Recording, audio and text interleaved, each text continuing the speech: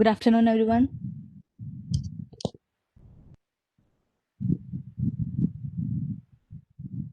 Okay. Okay, good afternoon. So it's been a long time.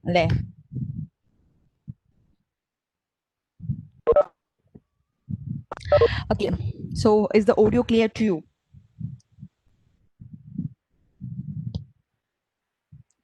Background disturbance ഒന്നുമില്ലല്ലോ പക്ക clear അല്ലേ perfect അല്ലേ Okay, in between if you are facing any problem with the audio please just inform me.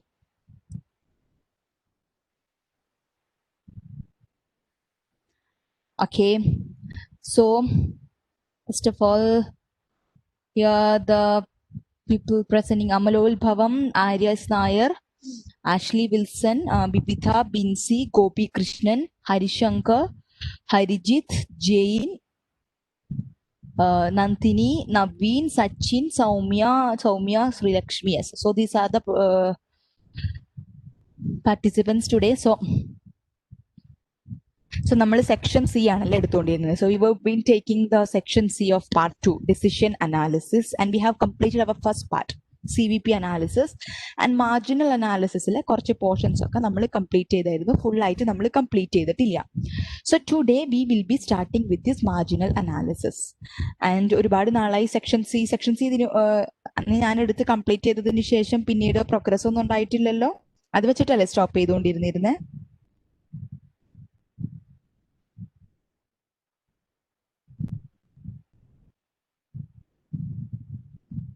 അല്ലേ?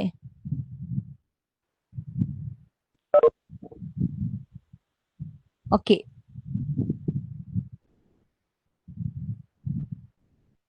അത് വെച്ചിട്ടായിരുന്നല്ലേ stop ചെയ്തുകൊണ്ടിരുന്നത്. So നമ്മൾ അതിലത്തെ first സെഷനായ CVP analysis ആണ് എടുത്ത് കംപ്ലീറ്റ് ചെയ്തിട്ടുള്ളത്. അപ്പൊ CVP അനാലിസിസിൽ മെയിൻ ആയിട്ട് ബ്രേക്ക് ഈവൻ അനാലിസിസും other decisions in CVP analysis, ഈ രണ്ട് സെക്ഷൻസ് ആണ് മെയിൻ ആയിട്ട് പഠിച്ചിട്ടുണ്ടാവുക. അതിൽ അതർ ഡിസിഷൻസിൽ choosing between two cost option, choosing between two production option, fixed versus variable cost analysis and product mix decisions under constraints അല്ലേ, ഈ 4 ഡിസിഷൻസ് ആണ് നമ്മൾ പഠിച്ചത്. അതിനുശേഷം പിന്നെ നമ്മൾ പോയ അടുത്ത topic analysis. In this marginal analysis നമ്മൾ കുറച്ച് വേറെ decisions like special order decisions, sell or process further decisions, disinvestment decisions, like special order ഉണ്ട്, okay make or buy decisions, ഈ 4 ഡിസിഷൻസ് ആണ് അതിൽ വന്നത്. അതിൽ ഐ ഹോപ്പ് നമ്മൾ മേക്ക് ഓർ ബൈയും സ്പെഷ്യൽ ഓർഡറുമാണ് മെയിൻ ആയിട്ട് ഡിസ്കസ് ചെയ്തിട്ടുള്ളത്. I mean just an introduction പോലെ ഡിസ്കസ് ചെയ്തിട്ടുള്ളത്. സോ ഇത്രയും നാളായി, ഓൾമോസ്റ്റ് മന്ത് ഒക്കെ കഴിഞ്ഞിട്ടുണ്ട് അല്ലേ? Almost okay 1.5 months have been passed. So നിങ്ങൾ ജസ്റ്റ് ആയിട്ട് കണക്ഷൻ ഒക്കെ പോയിട്ടുണ്ടായിരിക്കും. സോ ജസ്റ്റ് ഒരു ഓവർവ്യൂ ഓഫ് നമ്മുടെ CVP അനാലിസിസിൽ പറയാന്നുണ്ടെങ്കിൽ, CVP അനാലിസിസിൽ നമ്മൾ ഡിസ്കസ് ചെയ്തത് ബ്രേക്ക് ഈവൻ പോയിന്റ് ആണ്. It's mainly break even point and its applications in the various decision fields. Like നമ്മൾ പറഞ്ഞ മാതിരി ഈ ചൂസിങ് 2 പ്രൊഡക്ഷൻ ഓപ്ഷൻസ്, 2 കോസ്റ്റ് ഓപ്ഷൻസിന്റെ ഡിസിഷൻസ് എടുക്കുമ്പോൾ കൺസ്ട്രെയിൻസ് ഉണ്ടാകുമ്പോൾ അതിൽ ഏത് product mix decisions under constraint and choosing between the fixed cost and variable cost. So ഈ 4 ഡിസിഷൻ ഏരിയസിൽ we will be using the CVP analysis or what we say the break even analysis. And we learned computing the break even point in sales dollars as well as in unit terms. And ഒരു determine profit, ഒരു targeted profit വേണം ആ requirement meet ചെയ്യാൻ വേണ്ടിയിട്ട് നമ്മൾ എങ്ങനെ decide sales എങ്ങനെ achieve ചെയ്യാൻ പറ്റും, what would be the decide sales unit, decide sales revenue എന്താണ്, ഈ വക ക്വസ്റ്റ്യൻസ് ആണ്, ഈ വക റിലേറ്റഡ് ടോപ്പിക്സ് ആണ് നമ്മൾ അവിടെ ഡീൽ ചെയ്തിരുന്നത്.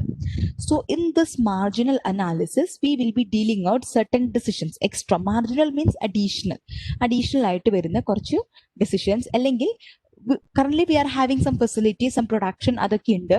അതിൽ നിന്ന് എക്സ്ട്രാ ആയിട്ട് എന്തെങ്കിലും റിക്വയർമെന്റ് വരികയാണെന്നുണ്ടെങ്കിൽ ആ റിക്വയർമെന്റ്സ് എങ്ങനെ മീറ്റ് ചെയ്യണം, that is what is we are going to discuss in the marginal analysis. And I remember that ഒരു സെപ്റ്റംബർ സമയത്ത് നിങ്ങളിൽ കുറച്ച് പേര് എനിക്ക് കുറെ questions mainly make or buy special ഓർഡറിൽ നിന്നാണ് ക്വസ്റ്റ്യൻസ് ഒക്കെ അയച്ചു തന്നിരുന്നത്. സോ നമ്മൾ ആ ഏരിയയിൽ ജസ്റ്റ് തിയറി കുറച്ച് മാത്രം പറഞ്ഞു പോയിട്ടുണ്ട്, ഇൻട്രോ പോലെ പോയിട്ടുണ്ട്, ക്വസ്റ്റ്യൻസിലോട്ട് കൂടുതലായിട്ട് ഡിസ്കസ് ചെയ്തിട്ടില്ല. സോ അപ്പൊ ഞാൻ പറഞ്ഞ ക്വസ്റ്റ്യൻ ഏരിയ വരുമ്പോൾ അത് മെയിൻ ആയിട്ട് നമ്മൾ ഡിസ്കസ് ചെയ്യാം. So here what we are going to do is that we will be completing our theory portions. Entire theory portions നമ്മൾ complete ചെയ്യും. മാർജിനൽ അനാലിസിസ് കഴിയും. അത് കഴിഞ്ഞാൽ പ്രൈസിങ് ഡിസിഷൻസ് ഉണ്ട്. അതും കൂടെ കഴിഞ്ഞാൽ നമ്മുടെ entire theory portion കഴിയും. സോ ആ തിയറി പോർഷൻ കഴിയുന്ന മുറയ്ക്ക് തന്നെ on a day to day basis you have to work out some of the problems on your own. നിങ്ങളുടേതായിട്ടുള്ള രൂപത്തിൽ വീട്ടിൽ നിങ്ങളുടെ സോഫ്റ്റ്വെയർ ഉണ്ടായിരിക്കും. സോ ആ സോഫ്റ്റ്വെയറിലും അല്ലെങ്കിൽ ആ ആപ്പിലും നിങ്ങൾ ക്വസ്റ്റ്യൻസ് വർക്ക്ഔട്ട് ചെയ്യാം.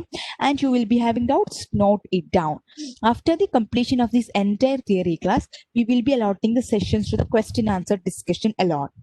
അതിന് മാത്രമായിട്ട് നമ്മൾ ഡിസ്കസ് ചെയ്യും. സോ ഒരു കുറച്ച് ക്ലാസ്സസ് നമ്മൾക്ക് ആ ക്വസ്റ്റ്യൻസും ആൻസേഴ്സും മെയിനായിട്ട് ഇമ്പോർട്ടൻറ്റ് ക്വസ്റ്റ്യൻസും എക്സാമിൻ്റെ പെർവ്യൂവിൽ വരാവുന്ന ക്വസ്റ്റ്യൻസ് എന്താണോ അതൊക്കെ നമ്മൾക്ക് ആ സമയത്ത് ഡിസ്കസ് ചെയ്യാം. ആൻഡ്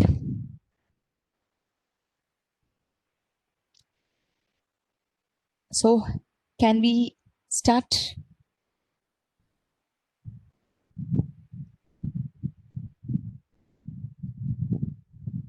Okay, ഒരുപാട് നാളായല്ലേ നിങ്ങൾക്കൊക്കെ ക്ലാസ് ഒക്കെ എടുത്തിട്ട്.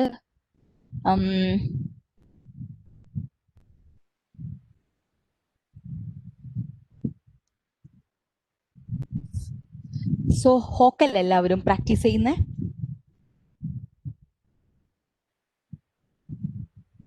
ഓക്കെ, ഹോക്കിന്റെ എങ്ങനെ യൂസേജ്, അതിലെങ്ങനെ ക്വസ്റ്റ്യൻസ് നിങ്ങൾ എടുത്ത് പ്രാക്ടീസ് ചെയ്യും, ആ കാര്യങ്ങളൊക്കെ തറവായല്ലോ. മീൻസ് ഇത്രയും നാളായല്ലോ യൂസ് ചെയ്തിട്ട് കുറച്ചെങ്കിലും ഒക്കെ കാര്യങ്ങൾ മനസ്സിലായിട്ടുണ്ടാവുമല്ലോ. റെഗുലർ ആയിട്ട് ക്വസ്റ്റ്യൻ പ്രാക്ടീസ് ഒക്കെ പോകുന്നുണ്ടോ?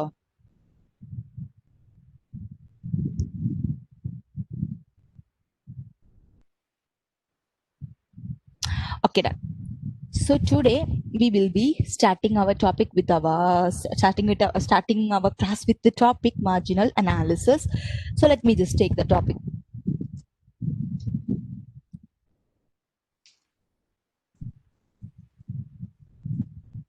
Okay.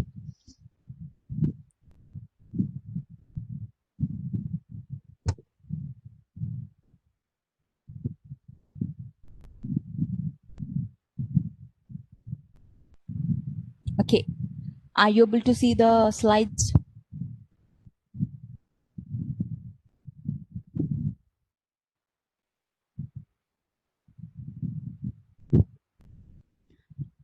Yeah, so moving on with our topic. Marginal analysis. So what is marginal analysis? So marginal means extra, additional, or incremental. Let's say it's what is the meaning of this word marginal? Extra, like. So in this margin analysis, we are examining how the benefits and cost responds to incremental changes in production. When there is an additional change in the production happens, or additional change variyana production anganyengil, how will be the associated benefits and associated cost response to this change in production. A change in production node അതുമായിട്ട് relate ചെയ്തിട്ട് നമ്മൾക്ക് വരാവുന്ന കോസ്റ്റും അതിൽ നിന്ന് നമ്മൾ repay ചെയ്യാവുന്ന ബെനിഫിറ്റും എങ്ങനെ റിയാക്ട് ചെയ്യുന്നു, അതിന്റെ റെസ്പോൺസ് എങ്ങനെയാണ് എക്സാമിൻ ചെയ്യുന്നതാണ് marginal analysis. So we are mainly analysing the benefit and cost. So നമ്മളവിടെ എന്താ നോക്കുന്നത്, whether it is useful for us or favourable for us or it is not favourable ആണോ അൺഫേവറബിൾ ആണോ എന്നാണ് നമ്മൾ നോക്കുന്നുണ്ടാവുക. In what situation this will be favourable, this change in production will be favourable when the benefit will be greater, when the benefit is greater than the cost incurred, we are having a favorable effect, we are benefited from the change in production. If the benefit associated with that change is less than the cost, നമ്മൾക്ക് വരാവുന്ന cost കൂടുതലും അതിൽ നിന്ന് നമ്മൾക്ക് കിട്ടാവുന്ന benefit കുറയാണെന്നുണ്ടെങ്കിൽ there is no use in implementing that change because we become unprofitable. So the cost is more, benefit is less. So in this margin analysis, we determine whether or not the expected added benefit of an action is greater than the expected added cost of an action. As a result of an action, there would be a cost and there would be a benefit. We have to examine what is the benefit and what is the cost. If the benefit is greater than the cost, yes, that decision is fruitful. If the benefit is less than the cost or the cost exceeds the benefit, that decision is not fruitful, it is unprofitable on our part. So there are two main concepts that we are going to learn: benefit in the terms of revenue, and cost. Yes, there may be marginal cost and marginal revenue. What is marginal revenue? It's the incremental revenue from the sale of the additional production. The incremental revenue is the total revenue after the production increase minus total revenue before the production increase. Marginal revenue, or we could say the incremental revenue, അതെങ്ങനെയാ? Is from the sale of additional production. Additional production നമ്മൾ sale ചെയ്തിട്ട്, so we are making a change to the production. So we are making additional production.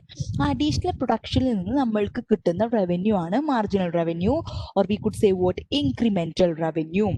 So this incremental revenue, the total revenue after production increase minus the total revenue before production increase, we will get the exact change. A production increase in ശേഷമുള്ള റവന്യൂയും production ഇൻക്രീസിന് മുന്നുള്ള റവന്യൂവിന്റെയും difference ആണ് the marginal revenue, or we could say what, incremental revenue. And vice versa, what we are having a marginal cost or production മാത്രം നമ്മൾ incremental product cost, marginal cost, and this incremental cost is the cost after the product minus reduced by the cost. Okay.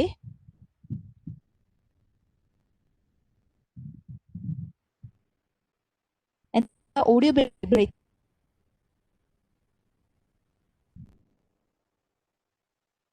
Just a moment.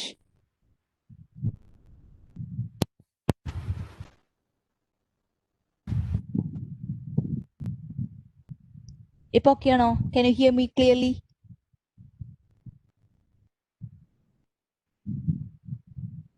Okay, കേൾക്കുന്നുണ്ടല്ലേ? Clear ആയിട്ട് കേൾക്കുന്നുണ്ടല്ലേ? Okay, done. So incremental revenue, incremental cost മാറുന്നത് മനസ്സിലായോ? Okay. So this marginal cost or the incremental cost I have discussed is the increase in the cost, is the cost incurred for that increased production, or incremental revenue or marginal revenue is the revenue from the sale of the increased production. ആ increased പാർട്ടിന് വരുന്ന cost അല്ലെങ്കിൽ ആ increased പാർട്ടിന് വരുന്ന revenue ആണ് എന്ത്, നമ്മുടെ marginal cost അല്ലെങ്കിൽ marginal revenue എന്ന് പറയുന്നുണ്ടാവുക. So these are the two marginal concepts. Can I move forward to the next slide?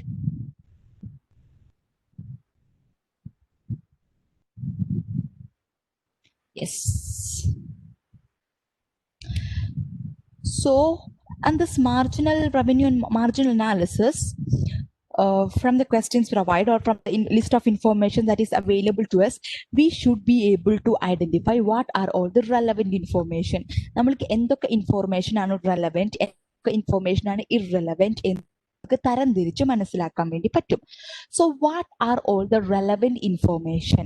So there are two criteria that is satisfied in order for an information to be relevant.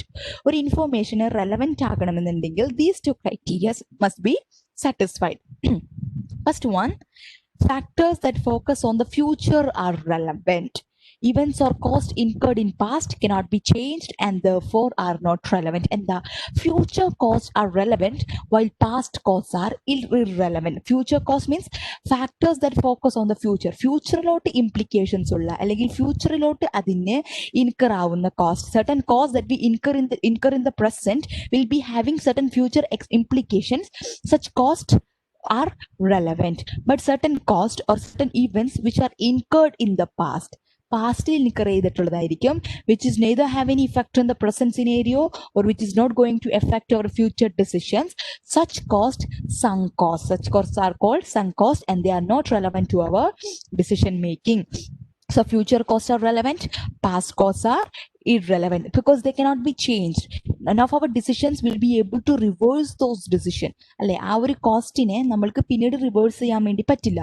Suppose ഞാൻ മുമ്പൊരു machinery മേടിച്ച്, suppose I M running A business and I have bought A machinery in the past and I cannot reverse decision. എനിക്ക് പാസ്റ്റിലോട്ട് പോയിട്ട് ആ machine വാങ്ങിയ തീരുമാനത്തിന് ഇല്ലാതാക്കാൻ പറ്റില്ല. Or I have already boat it and it is in my premises. I cannot reverse that decision. ആ ഒരു ഡിസിഷനെ എനിക്ക് റിവേഴ്സ് ചെയ്യാൻ വേണ്ടി പറ്റില്ല. So such cost, sunk cost, past cost അല്ലെങ്കിൽ സങ്ക് കോസ്റ്റ് ഉണ്ട്, ഹിസ്റ്റോറിക്കൽ കോസ്റ്റ് ഉണ്ട്. They cannot be change. നമുക്ക് ചേഞ്ച് ചെയ്യാൻ വേണ്ടി പറ്റുമൊന്നുമില്ല. So they are not relevant. Next, factors that differ among possible alternatives are relevant. Revenues and costs that are same for all of the options under consideration are not relevant. അതായത് when there are possible alternatives available to us, or if there are number of alternatives available to us, and certain cost or certain factors will differ among this alternative. ഒരെണ്ണത്തിൽ വരും, ഒരെണ്ണത്തിൽ വരില്ല, അങ്ങനത്തെ ഉള്ള suppose I'm having two alternatives and one cost will also, ഒരു cost ഉണ്ട്, ആ cost ഒരെണ്ണത്തിൽ മാത്രമേ ഇൻകർ ആവുള്ളൂ, മറ്റേതിൽ ഇൻകർ ആവുന്നില്ല. So this cost is differing among the alternative. ഏതെങ്കിലും ഒരെണ്ണത്തിൽ മാത്രമേ വരുന്നുള്ളൂ. So they are relevant because ഇതെടുത്താൽ രണ്ട് ഓൾട്ടർനേറ്റീവ് ഉണ്ട്. രണ്ട് ഓൾട്ടർനേറ്റീവില് ഇപ്പൊ ഫോർ എക്സാമ്പിൾ ഞാൻ എന്താ പറയണ്ടാവാ,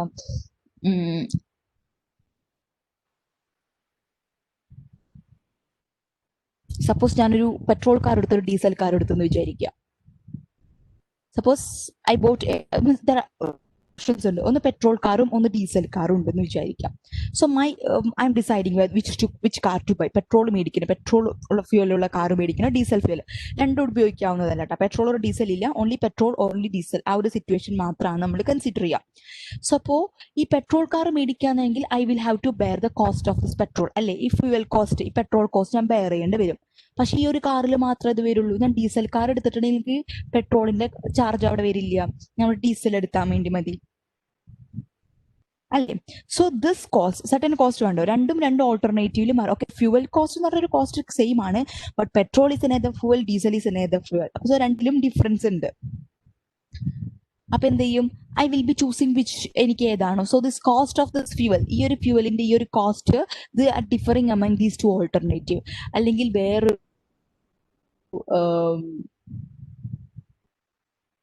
വേറൊരു എക്സാമ്പിൾ എടുക്കാന്നുണ്ടെങ്കിൽ നമുക്ക് എന്താ വരുന്നുണ്ടാവുക? ഇപ്പോ I have an option whether to buy a car or whether to buy a bike. ഒരു ബൈക്ക് മേടിക്കണം അല്ലെങ്കിൽ കാർ മേടിക്കണം എന്നുള്ളൊരു ഓപ്ഷൻ ഉണ്ട്. സോ ബൈക്ക് മേടിച്ച് ഓക്കെ, ഫ്യൂവൽ ചാർജസ് എല്ലാം കോമൺ ആയിരിക്കും, but the taxes and insurance expenses are different, അല്ലേ? ബൈക്കിന് എടുക്കുകയാണെന്നുണ്ടെങ്കിൽ നമ്മൾ പേ ചെയ്യുന്ന ടാക്സസ് ഡിഫറെന്റ് ആയിരിക്കും. So certain portions are differing among this alternative. ചില കോസ്റ്റുകൾ ഉണ്ടായിരിക്കും, ഒരെണ്ണത്തിന് മാത്രമേ വരുള്ളൂ, മറ്റേതിനും വരുന്നില്ല. It may be related to the peculiar nature of that alternative alone. So there are factors which differ among the alternative.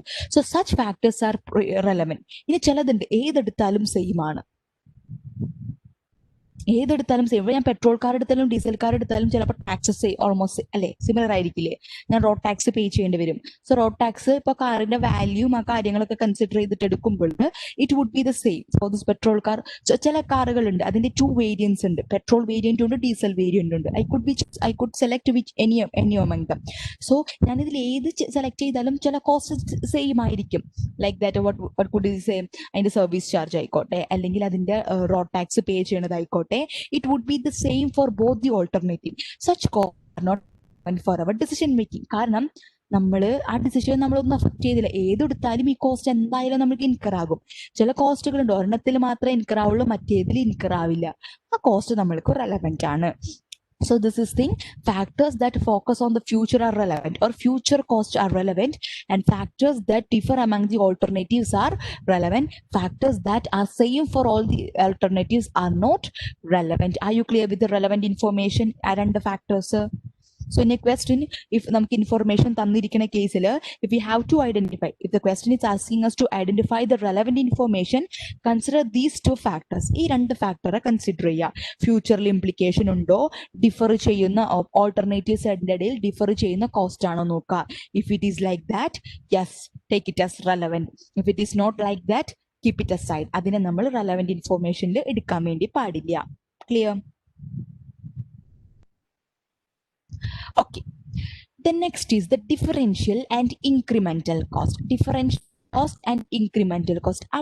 this name itself is self-explanatory. What is differential? Yes, it differs between the alternative. As we said earlier, differential revenues and differential cost are those revenues and costs that differ between two alternatives. If there is two alternative, certain revenue, certain cost differ between these two.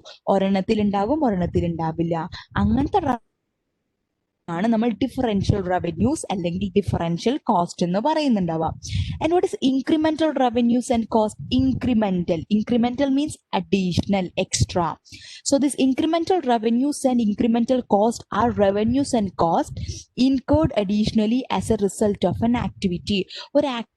ഒരു additional ആക്ടിവിറ്റിയിൽ എന്തെങ്കിലും additions നമ്മൾ കൊണ്ടുവന്നു, additional ആയിട്ട് നമ്മൾക്ക് വരുന്ന കോസ്റ്റിനെയാണ് അല്ലെങ്കിൽ additional ആയിട്ട് നമ്മൾക്ക് വരുന്ന റവന്യൂവിനെയാണ് ഇൻക്രിമെന്റൽ കോസ്റ്റ് അഥവാ ഇൻക്രിമെന്റൽ റവന്യൂ എന്ന് പറയുന്നുണ്ടാവാം. Clear?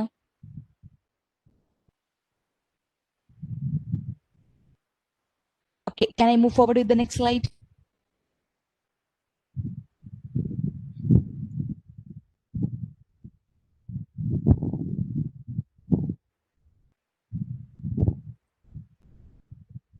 Yes.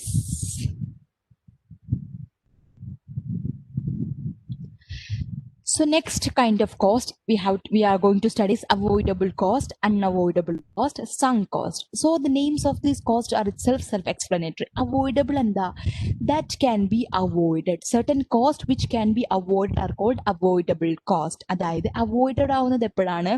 If select some option, എന്തെങ്കിലും ഒരു പർട്ടിക്കുലർ ഓപ്ഷൻ ഉണ്ട്, ആ ഒരു ഓപ്ഷൻ സെലക്ട് ചെയ്യുകയാണെങ്കിൽ ആ കോസ്റ്റ് ഇല്ലാതെയാകും, അവോയ്ഡഡ് ആയിട്ട് മാറും. That is avoidable cost. It's an existing cost that can be avoided because the cost will go away if a particular option is selected. അത് ഓൾറെഡി എക്സിസ്റ്റിംഗ് ആയിട്ടൊരു കോസ്റ്റ് ആണ്, പക്ഷെ നമുക്ക് ആ കോസ്റ്റ് അവോയ്ഡ് ചെയ്യാൻ വേണ്ടി പറ്റും when a particular option is selected. So ഒരു എക്സാമ്പിൾ പറയുകയാണെന്നുണ്ടെങ്കിൽ okay, suppose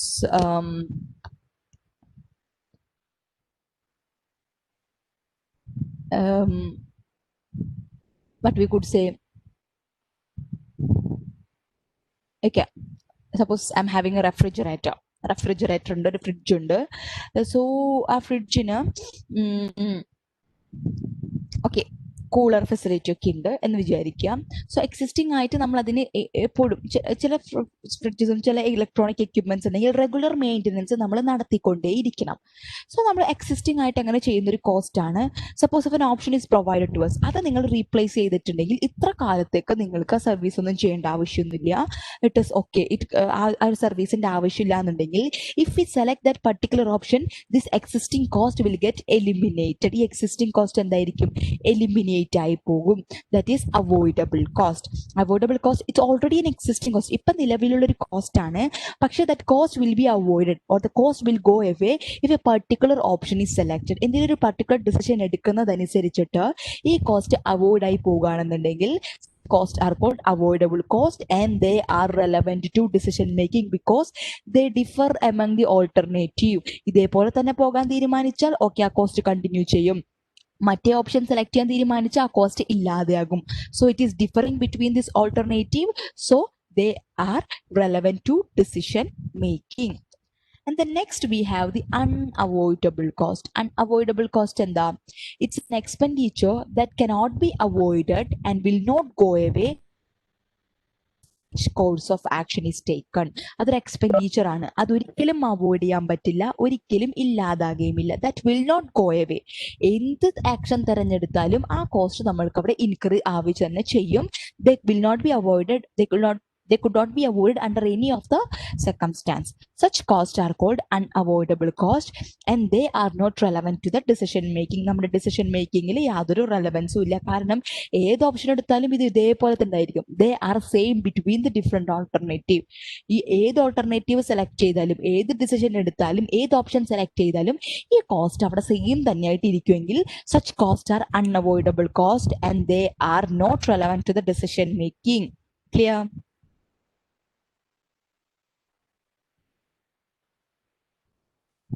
ക്ലിയർ ആണോ? യാ. Next we have the sunk cost. Already discuss ചെയ്തു. Sunk cost and the past cost. പണ്ടെങ്ങാണ്ട് നമ്മൾ ഇൻകർ ചെയ്തൊരു കോസ്റ്റ് ആണ് for which money has already been spent. നമ്മൾ already പൈസ മുടക്കി കഴിഞ്ഞു and cannot be recovered. നമ്മൾക്കത് തിരിച്ചു കിട്ടത്തുമില്ല. They are not relevant to decision making. അത് decision makingൽ യാതൊരു റെലവൻസും ഇല്ല. That is sunk cost. So we have already spent our money. We have already spent our money. നമ്മൾ ഓൾറെഡി നമ്മുടെ പൈസ അവിടെ സ്പെൻഡ് ചെയ്തിട്ടുണ്ട്, ഓൾറെഡി പൈസ മുടക്കിയിട്ടുണ്ട്. അത് പാസ്റ്റിൽ നമ്മൾ ചെയ്തിട്ടുള്ള ആണ്. ഇനി നമ്മൾക്ക് അതിനെ റിക്കവർ ചെയ്ത് കിട്ടാൻ വേണ്ടി പറ്റില്ല. We cannot recover. ആ ഒരു കോസ്റ്റ്, ആ ഒരു ഡിസിഷൻ ഇല്ലാതാക്കാൻ പറ്റില്ല, റിവേഴ്സ് ചെയ്യാൻ വേണ്ടി പറ്റില്ല, അല്ലെങ്കിൽ ആ കോസ്റ്റിനെ റിക്കവർ ചെയ്യാൻ വേണ്ടി പറ്റില്ല. That is sunk cost. Sunk cost പാസ്റ്റിലുള്ള ഒരു കോസ്റ്റ് ആണ്, ഫ്യൂച്ചറിൽ യാതൊരു ഇംപ്ലിക്കേഷൻ ഇല്ല എന്നുള്ള കാരണം കൊണ്ട് they are not relevant to the decision making. So we learned about differential cost and revenues, incremental cost and revenues, alle, and avoidable cost, unavoidable cost, and sunk cost. Avoidable cost, yes, they are relevant to decision making. Unavoidable cost, not relevant to decision making. Sunk cost, not relevant to decision making.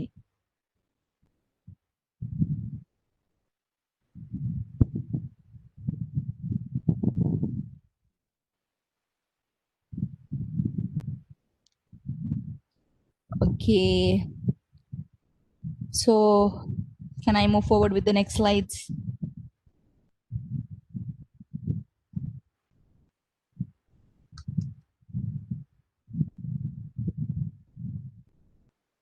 Yes. So the next two course നമ്മൾ already ഇത് പോലെ discuss ചെയ്തിട്ടൊരു topic തന്നെയാണ് കേട്ടോ. ഇത്ര ദിവസം അതിന്റെ പേര് ഞാൻ അത് വെച്ച് തുടങ്ങണമെന്ന് മാത്രം. സോ ഇങ്ങനെ പറഞ്ഞു വരുമ്പോൾ നിങ്ങൾക്ക് ഒരു കണക്ഷൻ കിട്ടിയിട്ടുണ്ടാവും. So the next two cost concept that we are going to learn is economic cost and accounting cost. Economic cost and accounting cost. So before going to that, there are two types of cost: explicit cost and implicit cost എന്ന് പറഞ്ഞിട്ടുണ്ട്. Explicit cost means explicit, നമ്മൾക്ക് already clearly visible ആണ്, that could be identified. An explicit cost is a cost. So look at the second sentence.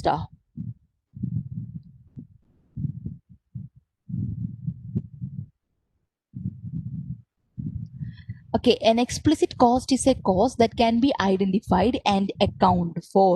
They represent obvious cash outflows from a business. അതായത് explicit cost എന്ന് പറഞ്ഞിട്ട് നമ്മൾക്ക് particularly specifically നമ്മൾക്ക് അതിനെ identify ചെയ്യാൻ വേണ്ടി പറ്റും, അക്കൗണ്ട് ചെയ്യാൻ പറ്റും. It means we could record it in our books of account. They are explicit cost and they represent obvious cash outflows from a business. ഒരു ബിസിനസ്സിൽ നിന്ന് ഒബ്വിയസ് സർട്ടൻ ആയിട്ടുള്ള ക്യാഷ് ഔട്ട്ഫ്ലോസ് ഉണ്ടായിരിക്കും. Okay, we are expensing that in terms of cash, in terms of money. That is explicit cost, accounting cost.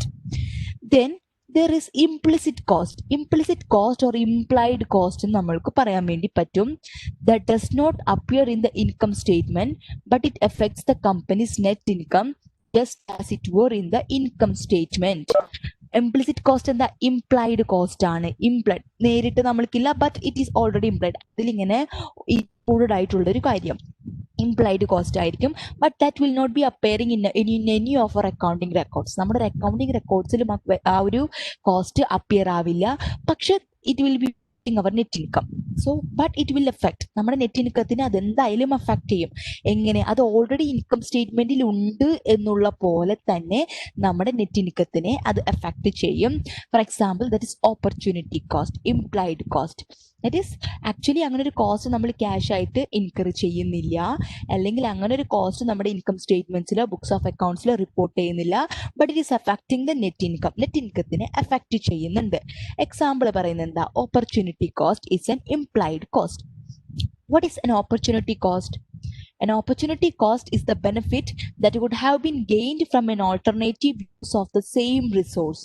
The potential earnings from the foregone alternative is the opportunity cost. എന്താണ് ഈ opportunity cost?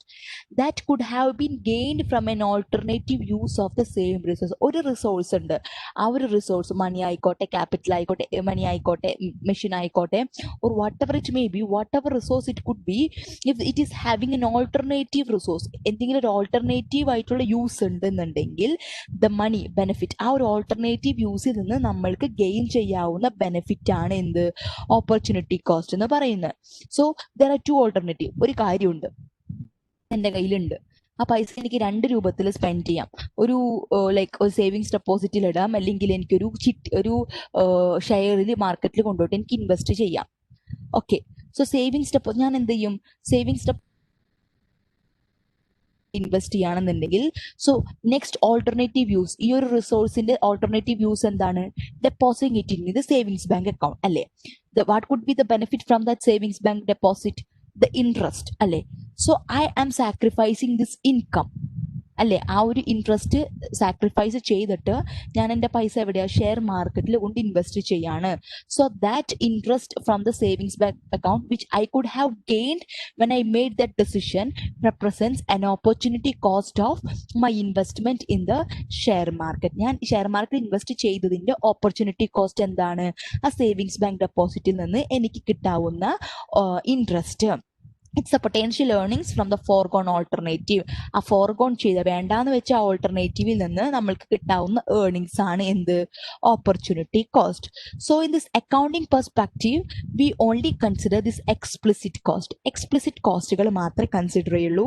നമ്മൾക്ക് കറക്റ്റായിട്ട് identify ചെയ്യാൻ വേണ്ടി പറ്റുന്ന, അല്ലെങ്കിൽ accounting റെക്കോർഡ്സിൽ നമ്മൾക്ക് record ചെയ്യാൻ പറ്റുന്ന കോസ്റ്റുകൾ മാത്രമേ നമ്മൾ എക്സ്പ്ലിസിറ്റ് കോസ്റ്റ് ആയിട്ട് കൺസിഡർ ചെയ്യുള്ളൂ. That will only be considered in the accounting perspective, and the accounting cost represents this explicit cost. And this economic perspective അല്ലെങ്കിൽ എക്കണോമിക് കോസ്റ്റിൽ എന്തൊക്കെയുണ്ട്? It includes both explicit cost as well as implicit cost. ഈ explicit കോസ്റ്റും included ആണ്, ഈ implicit കോസ്റ്റും included ആണ്. എന്തില്? In economic cost.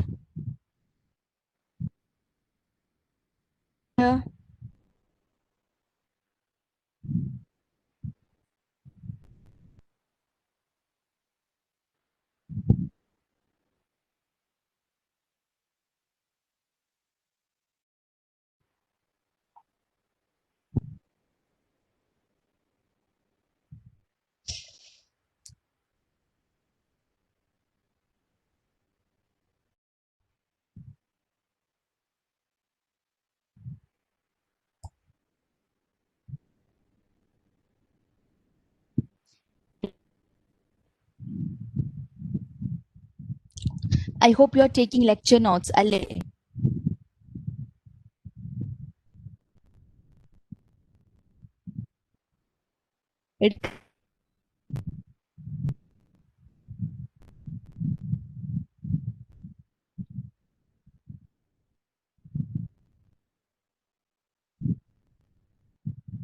Okay.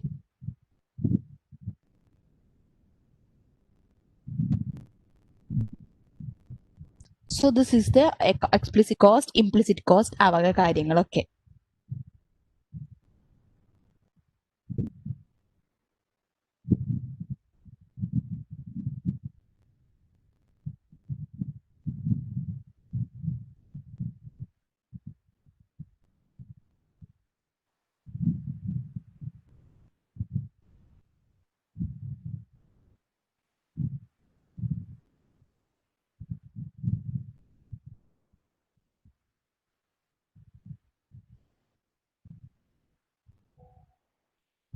Yes. Okay. After important things that we are going to discuss is, okay, ഇനി നമ്മുടെ ഈ ഓപ്പർച്യൂണിറ്റി കോസ്റ്റ് ഒരു ഇംപ്ലിസിറ്റ് കോസ്റ്റ് ആണ് പറഞ്ഞല്ലോ. So implicit cost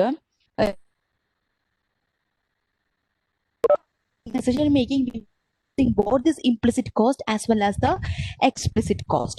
So in this relevant cost, irrelevant cost എന്നുള്ള ഒരു കൺസെപ്റ്റില് കോസ്റ്റും അല്ലെങ്കിൽ ഇംപ്ലിസിറ്റ് കോസ്റ്റും ഇൻക്ലൂഡ് ആവുന്നുണ്ട്, which means that opportunity cost is also a relevant cost. കാരണം ഒരു രണ്ട് ചെയ്ത് വരുന്ന കോസ്റ്റ് ആണല്ലോ ഓപ്പർച്യൂണിറ്റി കോസ്റ്റ് അല്ലേ? നേരത്തെ ഞാൻ പറഞ്ഞ എക്സാമ്പിളിൽ suppose I am having a sum of money and രണ്ട് ഇൻവെസ്റ്റ്മെന്റ് എന്താണ്, ഷെയർ മാർക്കറ്റ് ഉണ്ട്, സേവിങ്സ് ബാങ്ക് ഡെപ്പോസിറ്റ് ഉണ്ടെന്നുണ്ടെങ്കിൽ, ഷെയർ മാർക്കറ്റിൽ ഇൻവെസ്റ്റ് ചെയ്യാന്നുണ്ടെങ്കിൽ എനിക്കൊരു ഓപ്പർച്യൂണിറ്റി കോസ്റ്റ് വരും. എന്താണ്? സേവിങ്സ് ബാങ്ക് ഡെപ്പോസിറ്റിൽ കിട്ടാവുന്ന ഇനി ഞാൻ ഷെയർ മാർക്കറ്റ് ചൂസ് ചെയ്യാതെ സേവിങ്സ് ബാങ്ക് ഡെപ്പോസിറ്റ് ചൂസ് ചെയ്തിട്ടുണ്ടെങ്കിൽ ഷെയർ മാർക്കറ്റിൽ നിന്ന് എനിക്ക് കിട്ടാവുന്ന റിട്ടേൺ അല്ലെങ്കിൽ പ്രോഫിറ്റ് ആയിരിക്കും ആ ഓപ്ഷന്റെ opportunity cost. So it is differing between the alternative. സോ അതനുസരിച്ചിട്ട് is this opportunity cost or this implied cost will be used in the decision making process.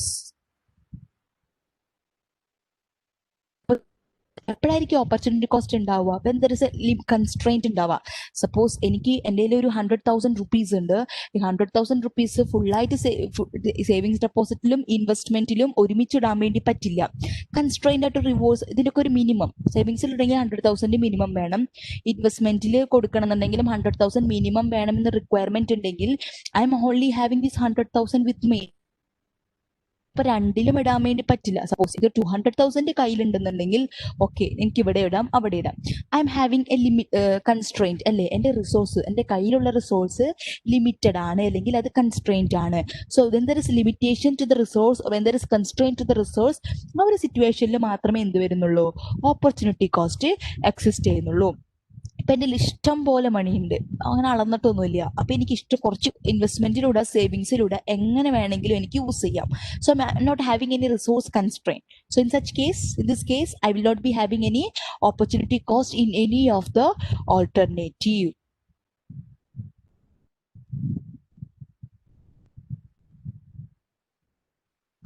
Yes. Here we are going to study the main concept: marginal revenue, marginal cost, marginal profit, marginal physical product or marginal product, marginal resource cost and marginal revenue product. So ഈ ആറ് cost concept നമ്മൾ പഠിക്കുക. Marginal revenue, yes, നമ്മൾ already പഠിച്ചു. What is marginal revenue, what is marginal cost എന്ന് പഠിച്ചു. എന്താ marginal revenue?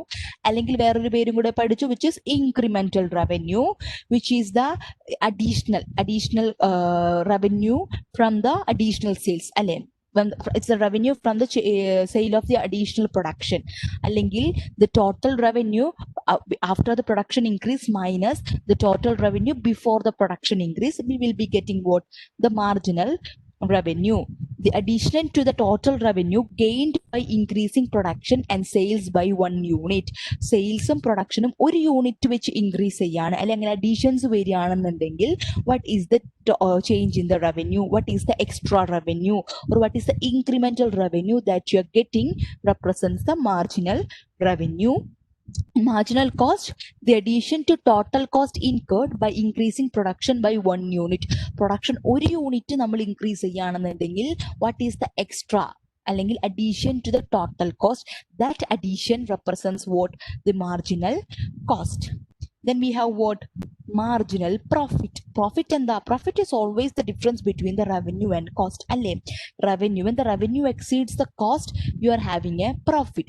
Marginal profit എപ്പോഴായിരിക്കും? When the marginal revenue exceeds marginal cost, you will be having profit. or marginal profit നമ്മൾ എന്ത് കൂടെ പറയും? Incremental profit എന്ന് പറയാം, additional profit എന്നും കൂടെ പറയാം. Marginal revenue minus marginal cost or the additional profit that the company could earn from producing and selling one more unit. ഒരു additional unit produce ചെയ്ത് വിൽക്കുമ്പോൾ what is the extra profit that you are gaining, which it will be the marginal profit, incremental profit or additional profit. Okay, next ഉള്ള concept marginal product or marginal physical product. എന്താണ് marginal physical product? The additional output that is produced by adding one additional unit of input. Yes, ഒരു additional unit of input നമ്മൾ add ചെയ്യുമ്പോൾ ഔട്ട്പുട്ടിൽ എത്ര additions വരുന്നു അതാണ് marginal product. നോക്കണം, ഒരു അഡീഷണൽ ഇൻപുട്ട് കൊടുക്കണം, ഇൻപുട്ട് ടു ഔട്ട്പുട്ട് ആണ്.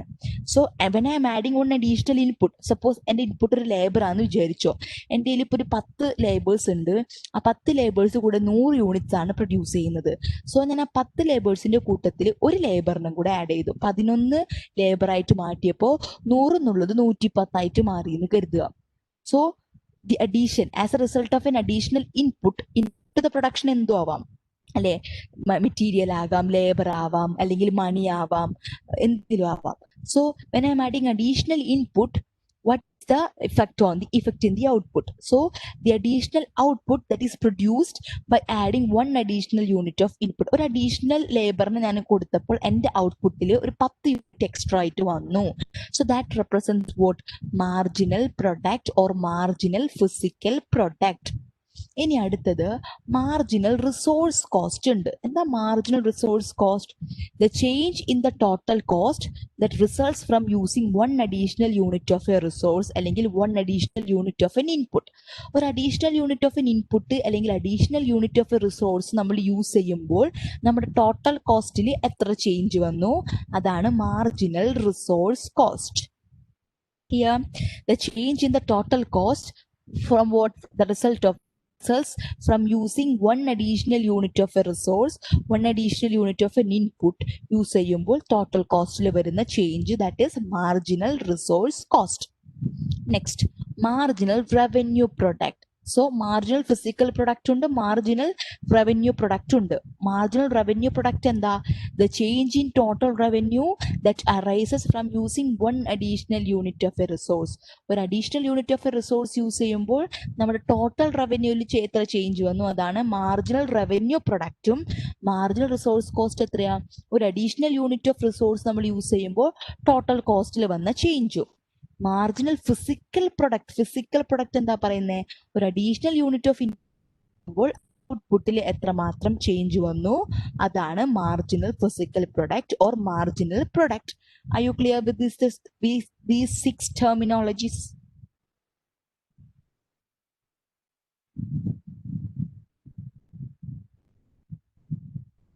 അല്ലേ?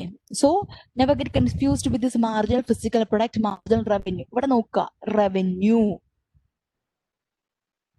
ഇവിടെ കൊടുക്കുക, കോസ്റ്റ് ഫിസിക്കൽ ടേമിന് നിങ്ങൾ സ്ട്രെസ് ചെയ്യുക. ഓക്കെ,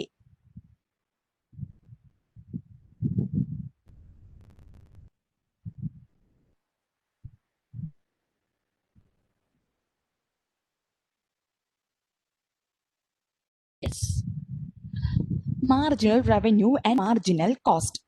സോ നിങ്ങളോട് ഇതെടുത്തപ്പോഴും ഞാൻ പറഞ്ഞ ഒരു കാര്യമുണ്ട്. ഇതിൽ നമ്മൾക്ക് ടെക്സ്റ്റ് ബുക്ക് നിങ്ങൾ റെഫർ ചെയ്യുകയാണെന്നുണ്ടെങ്കിൽ ഒരുപാട് മാർക്കറ്റ് സ്ട്രക്ചേഴ്സ് നമ്മൾക്ക് പ്രൊവൈഡ് ചെയ്തിട്ടുണ്ട്.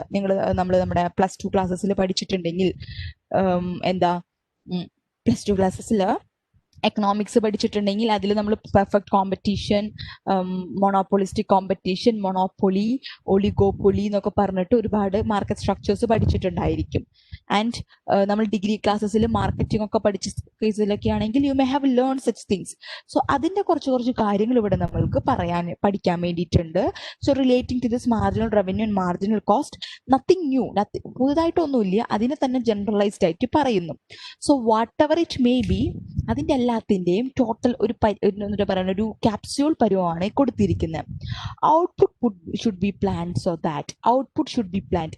എത്രമാത്രം പ്രൊഡ്യൂസ് ചെയ്യണം, എത്രമാത്രം സെൽ ചെയ്യണം, what should be our output, what should be our end product എന്ന് നമ്മൾ, how much should be our end product എന്ന് നമ്മൾ പ്ലാൻ ചെയ്യുമ്പോൾ the criteria that we use to analyse our production requirements is what? Marginal revenue is equal to marginal cost. Marginal revenue marginal കോസ്റ്റും equal ആകുന്ന ഒരു point, അതാണ് നമ്മൾ എടുക്കുന്നത്. That is the point of production and sales that maximises profit. അവിടം വരെ നമ്മൾക്ക് profit ഉണ്ടാക്കാൻ വേണ്ടി പറ്റുള്ളൂ when the marginal revenue is equal to marginal cost. ആദ്യ തുടക്കഘട്ടത്തിൽ the cost of this marginal revenue is a rising curve and അത് കഴിഞ്ഞ ശേഷം അത് ഡിക്രീസ് ചെയ്തുകൊണ്ടിരിക്കും. മാർജിനൽ കോസ്റ്റ് ആണെങ്കിലോ സെയിം, ആദ്യം കുറഞ്ഞ് പിന്നെ കൂടിക്കൊണ്ടേയിരിക്കും. സോ രണ്ടും ഒരു ഓപ്പോസിറ്റ്, ഒരു ക്രോസ് പോലെ വരുന്നതായിരിക്കും. So in this initial situation marginal revenue would be greater than marginal cost. So you are having additional benefit, marginal profit ഉണ്ട്, ഇൻക്രിമെന്റൽ പ്രോഫിറ്റ് ഉണ്ട്. And it comes and reaches a point where this marginal revenue equal to marginal cost. Marginal revenue marginal കോസ്റ്റും equal ആകുന്ന ഒരു പോയിന്റിൽ we are not having any incremental profit, അല്ലേ? Additional ആയിട്ട് നമ്മൾക്ക് യാതൊരു പ്രോഫിറ്റും ഇല്ല. ആഫ്റ്റർ ദിസ് ഇക്വിലിബ്രിയം പോയിന്റ് എങ്ങനെ വരിക? മാർജിനൽ റവന്യൂ കർവ് കുറഞ്ഞുകൊണ്ടിരിക്കും, മാർജിനൽ കോസ്റ്റ് കർവ് റൈസ് ചെയ്തുകൊണ്ടിരിക്കും. Here after this point, equilibrium point or maximization point, marginal revenue will be less than marginal cost. Revenue കുറവായിരിക്കും. So what you will have? You will be having incremental loss or marginal loss. So this MR is equal to MC, or marginal revenue is equal to marginal cost, is the point of production and sale which will maximize the profit.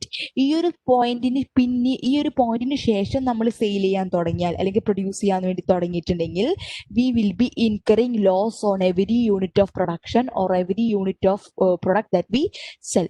ഓരോ unit വിൽക്കുന്നതിനും അല്ലെങ്കിൽ ഓരോ unit produce ചെയ്യുന്നതിനും നമ്മൾ loss incur ആയിക്കൊണ്ടേയിരിക്കും. So loss incur ആകുമ്പോൾ നമ്മുടെ total profit കുറഞ്ഞുകൊണ്ടേ ഇരിക്കും. So our profit maximization point എന്താ? MR is equal to MC.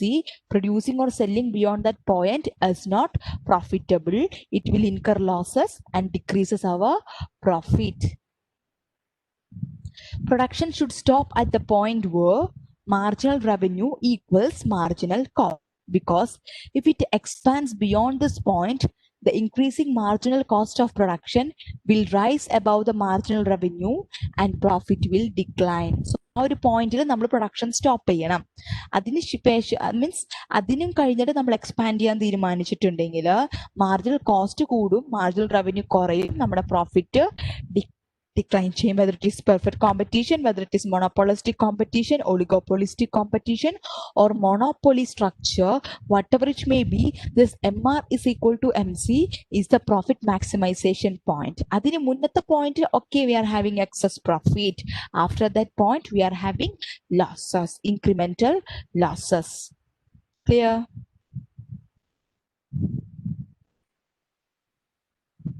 Okay.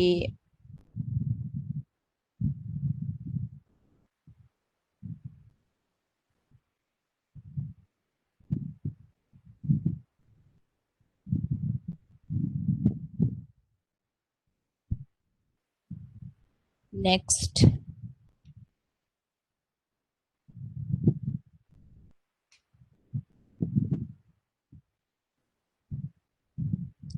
Okay.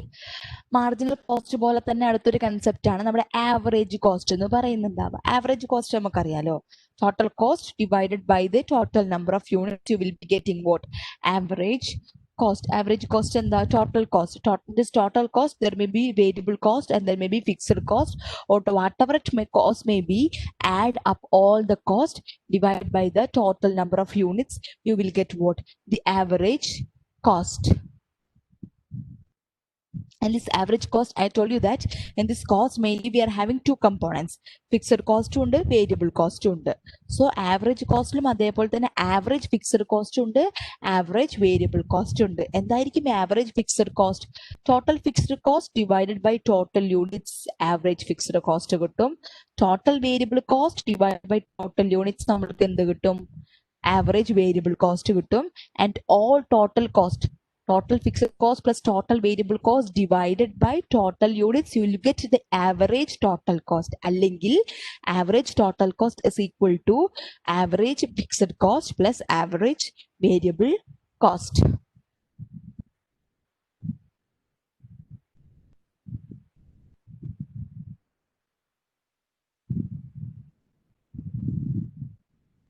Clear ayo?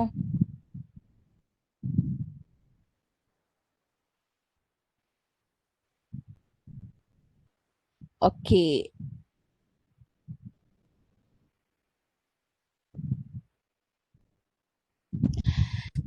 Next thing that we are going to deal is a cost object, cost tracing, cost allocation. ഈ മൂന്ന് terms ആണ് നമ്മൾ പഠിക്കാൻ വേണ്ടി പോകുന്നത്.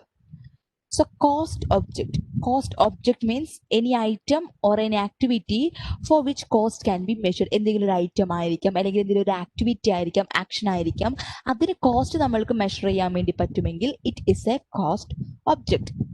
And cost tracing, ഒരു product ആയിക്കോട്ടെ, സർവീസ് ആയിക്കോട്ടെ, അല്ലെങ്കിൽ എന്തെങ്കിലും ഒരു ആക്ടിവിറ്റി ആയിക്കോട്ടെ, അതിന് നമ്മൾക്ക് കോസ്റ്റ് മെഷർ ചെയ്യാൻ വേണ്ടി പറ്റും. അതിന് ഇത്ര കോസ്റ്റ് നമുക്ക് സ്പെസിഫിക്കലി പറയാൻ വേണ്ടി പറ്റുമെങ്കിൽ that is a cost object. അല്ലെങ്കിൽ for which cost could be assigned to, ഏതിനാണ് നമുക്ക് കോസ്റ്റ് അസൈൻ ചെയ്യാൻ വേണ്ടി പറ്റുന്നത്, അതാണ് cost object. Next, cost tracing means assigning direct cost to a particular cost object. ഒരു പർട്ടിക്കുലർ കോസ്റ്റ് ഒബ്ജക്റ്റിന് നമ്മൾ ഡയറക്റ്റ് കോസ്റ്റുകൾ അസൈൻ ചെയ്ത് കൊടുക്കുന്നതിനാണ് കോസ്റ്റ് ട്രേസിംഗ് എന്ന് പറയുന്നുണ്ടാവുക. മീൻസ് ഡയറക്റ്റ് കോസ്റ്റ് എന്താ, that could be directly traced to an object അല്ലേ. ഒരു ഡയറക്റ്റ് കോസ്റ്റ് ഉണ്ട്, ഇൻഡയറക്റ്റ് കോസ്റ്റ് ഉണ്ട്. എന്താണ് ഈ direct cost?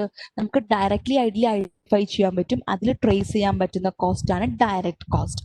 And indirect cost means which cannot be identified. Specifically നമ്മൾക്ക് അതിനെ ഐഡന്റിഫൈ ചെയ്യാൻ വേണ്ടി പറ്റില്ല, അല്ലെങ്കിൽ അതിനെ ട്രേസ് ചെയ്യാൻ പറ്റില്ല. ആ കോസ്റ്റുകളെയാണ് നമ്മൾ ഇൻഡയറക്റ്റ് കോസ്റ്റ് എന്ന് പറയുന്നുണ്ടാവുക. So the process or when we assign this direct cost to a particular cost object, ഒരു കോസ്റ്റ് ഒബ്ജക്റ്റിനായിക്കോട്ടെ, ഒരു പ്രൊഡക്റ്റിനായിക്കോട്ടെ, അതുമായിട്ട് റിലേറ്റ് ചെയ്ത് വരുന്ന ഡയറക്റ്റ് കോസ്റ്റ് നമ്മൾ അസൈൻ ചെയ്ത് കൊടുക്കുകയെന്നുണ്ടെങ്കിൽ that is cost tracing. And this direct cost is also called traceable cost, because ആ ഒരു പർട്ടിക്കുലർ കോസ്റ്റ് ഒബ്ജക്റ്റ് അല്ലെങ്കിൽ ആ ഒരു പർട്ടിക്കുലർ പ്രൊഡക്റ്റ് കാരണം കൊണ്ട് മാത്രം നമ്മൾക്ക് ഇൻകർ ചെയ്യുന്ന കോസ്റ്റ് ആണ്, അല്ലാതെ വേറൊന്നുകൊണ്ടും ഇൻകർ ചെയ്യുന്ന കോസ്റ്റ് അല്ല. ഇനി കോസ്റ്റ് അലൊക്കേഷൻ എന്താണ്? ഡയറക്റ്റ് കോസ്റ്റുകൾ അല്ലാത്ത മറ്റു കോസ്റ്റുകൾ, ഇൻഡയറക്റ്റ് കോസ്റ്റുകൾ ഉണ്ട്. സോ ഇൻഡയറക്റ്റ് കോസ്റ്റ് മീൻസ് അതിന് ഡയറക്ട്ലി ഇൻകർ ആവുന്നതല്ല, അല്ലെങ്കിൽ അതുമ്പോൾ നമുക്ക് ഡയറക്ട്ലി ഐഡന്റിഫൈ ചെയ്യാൻ വേണ്ടി പറ്റില്ല, അല്ലെങ്കിൽ അതിന് ട്രേസ് ചെയ്യാൻ വേണ്ടി അതിന് പറ്റില്ല. അങ്ങനത്തെ കോസ്റ്റുകൾ നമ്മൾ ഓരോ കോസ്റ്റ് ഒബ്ജക്റ്റിനെയും എന്തെങ്കിലും ഒരു സൂട്ടബിൾ ബേസിസിലോ, നമ്മൾ മുന്നേ നിശ്ചയിച്ചു വെച്ച പ്രീ ഡിറ്റർമൈൻഡ് ഫോർമുല ബേസിസിലോ we will be assigning these cost, assign ചെയ്ത് കൊടുക്കും. അതിനെയാണ് കോസ്റ്റ് അലൊക്കേഷൻ എന്ന് പറയുന്നുണ്ടാവാം. സോ ഡയറക്റ്റ് കോസ്റ്റ് നമുക്ക് ഡയറക്ട്ലി ട്രേസ് ചെയ്യാൻ വേണ്ടി പറ്റും. But indirect cost means certain cost which are incurred in producing that thing, അല്ലെങ്കിൽ ആ ഒരു സാധനം പ്രൊഡ്യൂസ് ചെയ്യുന്നതിലോ ആ ഒരു സർവീസ് പ്രൊവൈഡ് ചെയ്യുന്ന ഒരു കോഴ്സിൽ നമ്മൾക്ക് ഇൻകർ ചെയ്യുന്ന കോസ്റ്റ് ആണ്. പക്ഷെ ഇതിനെ ഡയറക്റ്റ് ആയിട്ട് നമുക്ക് ട്രേസ് ചെയ്യാൻ വേണ്ടി പറ്റില്ല. So what we will do, we will be summing up this cost and we will be allocating these costs to the cost object on a predetermined basis, or on a predetermined formula basis, or on any suitable basis. That is cost allocation. Cost object, cost tracing, cost allocation clear ayo?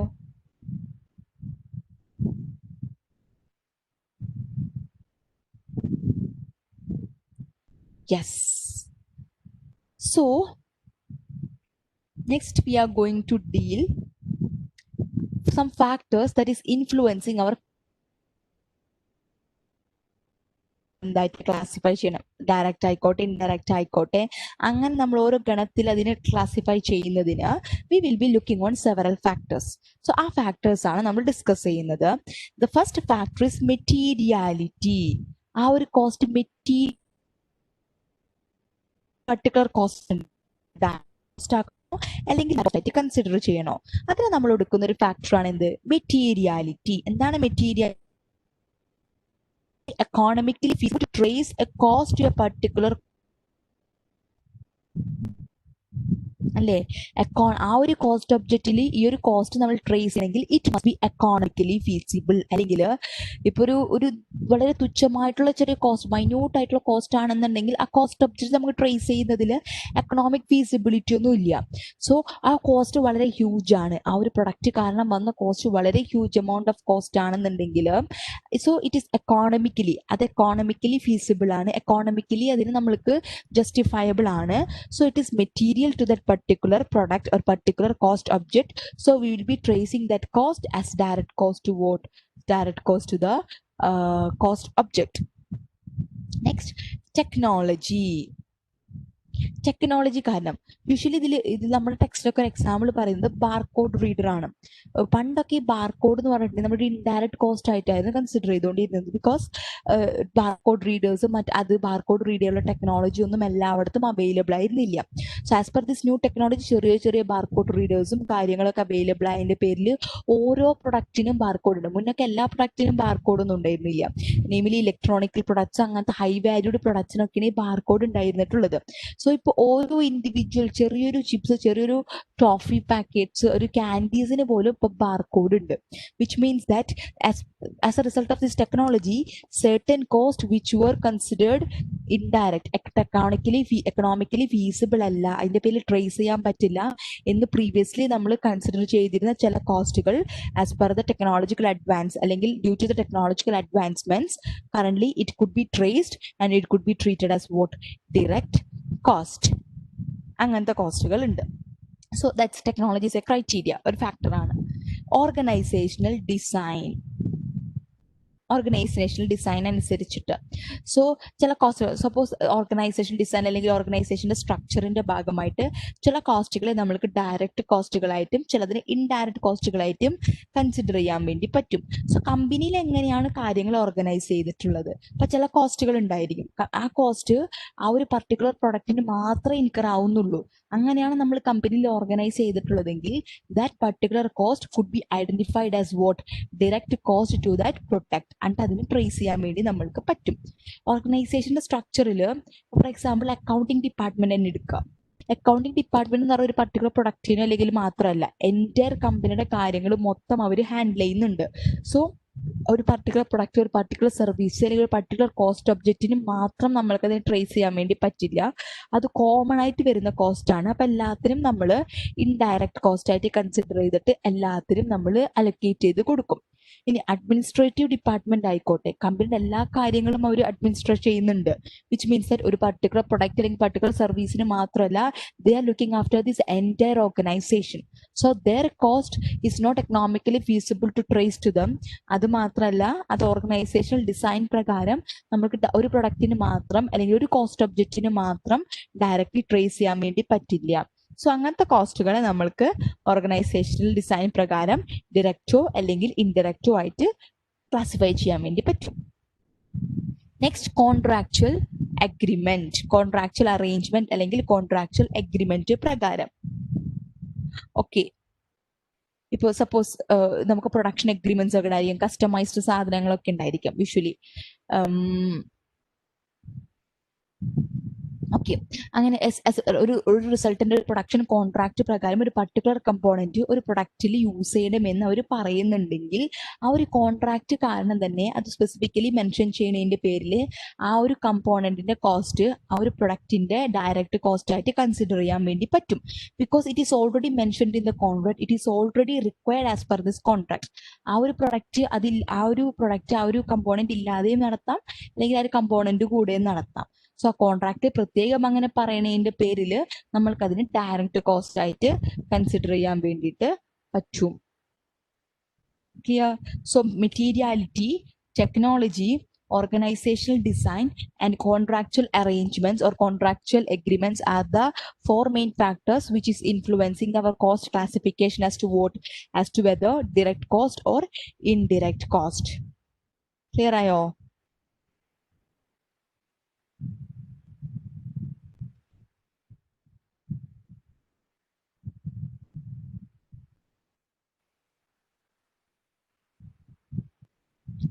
Okay, so are you feeling bored?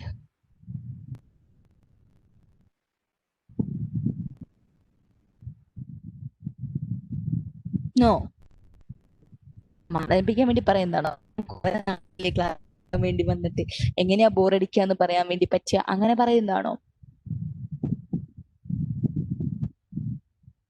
അല്ല. Okay, എന്നാ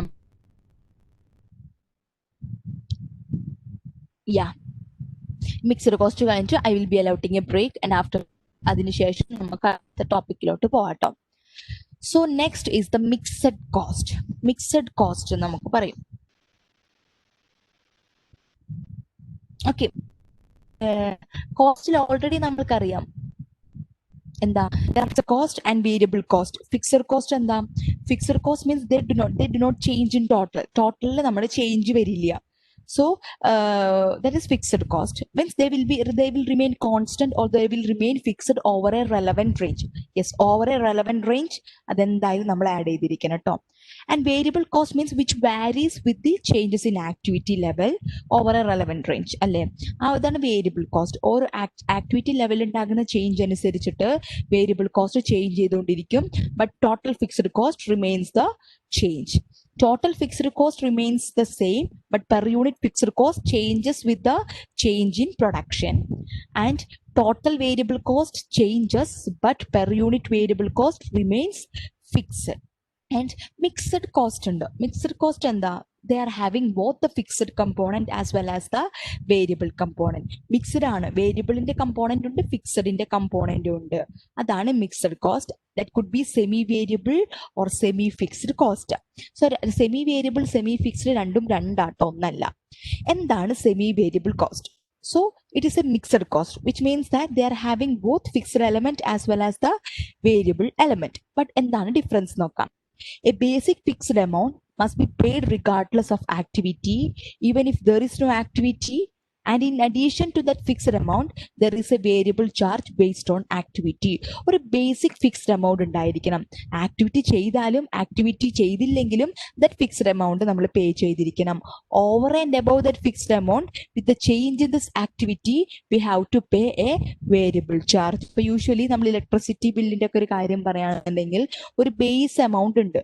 നമ്മൾ ആ വർഷം current use ചെയ്താലോ അല്ലെങ്കിൽ ആ ഒരു മാസം ചെയ്താലോ യൂസ് ചെയ്തില്ലെങ്കിലോ ആ ബേസ് എമൗണ്ട് നമ്മൾ പേ ചെയ്യണം. അതിനുശേഷം നമ്മുടെ യൂണിറ്റ് ഓഫ് കൺസംഷൻ അനുസരിച്ചിട്ട് എന്തായിരിക്കും, നമ്മുടെ കോസ്റ്റ് ചേഞ്ച് ചെയ്തുകൊണ്ടിരിക്കും, ഇൻക്രീസ് ചെയ്തുകൊണ്ടിരിക്കും. That is semi variable cost. And semi fixed cost നമ്മൾ ഒന്നുകൂടെ പറയും സ്റ്റെപ്പ് കോസ്റ്റ് എന്ന് പറയും, അല്ലെങ്കിൽ സ്റ്റെപ്പ് വേരിയബിൾ കോസ്റ്റ് എന്നും കൂടെ പറയും. അതൊരു സ്റ്റെപ്പ് പോലെയാണ് പോകുന്നുണ്ടാവുക. Is a fixed over a given small range of ഒരു റേഞ്ച് ഓഫ് ആക്ടിവിറ്റിയിൽ അത് ഫിക്സ്ഡ് ആയിരിക്കും. ആ റേഞ്ച് ഓഫ് ആക്ടിവിറ്റിന്ന് അടുത്ത റേഞ്ചിലോട്ട് കടക്കുമ്പോൾ അത് ഇൻക്രീസ് ആകും, അത് ചേഞ്ച് ആകും, എന്നിട്ട് ആ റേഞ്ചിൽ അത് വീണ്ടും ഫിക്സ്ഡ് ആയിരിക്കും. ആ റേഞ്ച് കഴിഞ്ഞ് അടുത്ത റേഞ്ചിലോട്ട് കടക്കുമ്പോൾ അഗെയിൻ ഇൻക്രീസ് ആകും. Over that specified range it will be fixed. ഒരു സെഡ് പോലെ ഇങ്ങനെ പോകുന്ന ഒരു സ്റ്റെപ്പ് നമ്മുടെ ഒരു സ്റ്റെയർ പോലെ ഇങ്ങനെ കയറി പോകുന്നതാണ് ഈ സെമി ഫിക്സ്ഡ് കോസ്റ്റ് അല്ലെങ്കിൽ സ്റ്റെപ്പ് കോസ്റ്റ് അല്ലെങ്കിൽ സ്റ്റെപ്പ് വേരിയബിൾ കോസ്റ്റ് എന്ന് പറയുന്നുണ്ടാവുക. Is fixed over a given small range of activity and above that level of activity the cost jumps. ആ ലെവൽ ഓഫ് ആക്ടിവിറ്റിന് ശേഷമാണെന്നുണ്ടെങ്കിൽ ആ കോസ്റ്റ് പെട്ടെന്ന് ചാടും, എന്നിട്ട് അവിടെ കുറച്ച് നാൾ കോൺസ്റ്റന്റ് ആയിട്ടിരിക്കും. അടുത്ത ലെവൽ ഓഫ് ആക്ടിവിറ്റി ചേഞ്ച് ചെയ്യുമ്പോൾ റേഞ്ച് ചേഞ്ച് ചെയ്യുമ്പോൾ വീണ്ടും ജമ്പ് ചെയ്യും, അവിടെ കുറച്ച് നാൾ സ്ഥിരമായിട്ടിരിക്കും, വീണ്ടും ജമ്പ് ചെയ്യും, അങ്ങനെ പോകും. It stays fixed again for a while at the higher range of activity. But when the activity moves out of that range, the cost will jump again. That is semi-fixed cost or step variable cost. So mixed cost പഠിച്ചു, semi variable ഉണ്ട്, semi fixed ഉണ്ട്.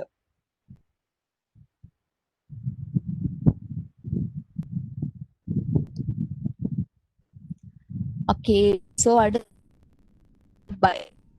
by പോലത്തെ decisions ആണ് പഠിക്കുന്നത്. So before moving into that topics,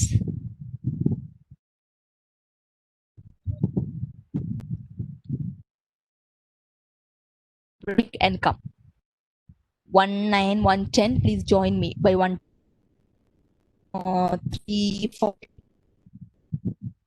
ഒരു 6 to 7 minutes break എടുത്ത് കേട്ടോ.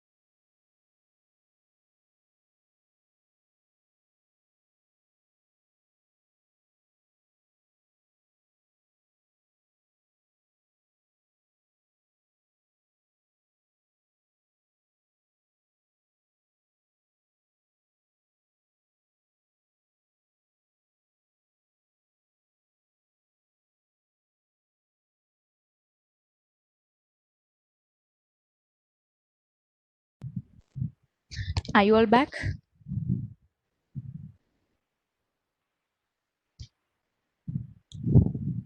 Yes. Okay. So moving on with our next. Yes. Make or buy decision. അല്ലെങ്കിൽ have you say buy it or buy or do it yourself. ഒന്നുകിൽ മേടിക്കുക അല്ലെങ്കിൽ സ്വന്തമായിട്ട് തന്നെ ഉണ്ടാക്കുക. ആ ഒരു കൺസെപ്റ്റ് തന്നെ.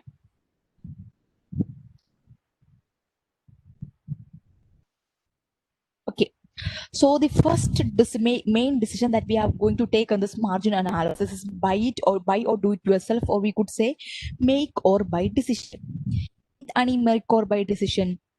Decisions as to whether produce a particular product or component it in-house or purchase it from an outside or buy decision.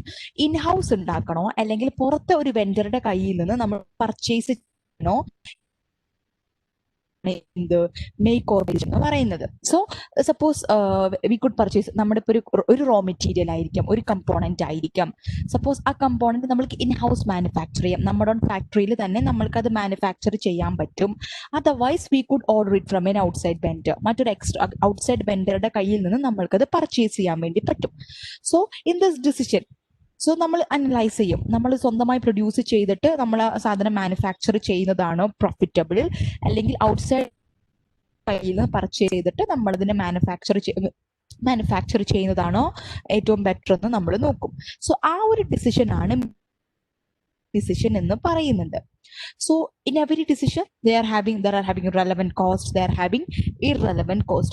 ഇവിടെ നമ്മുടെ relevant costഉം irrelevant costഉം എന്താണെന്ന് നോക്കാം. So relevant cost in the criteria ഒക്കെ പഠിച്ചിട്ടില്ലേ?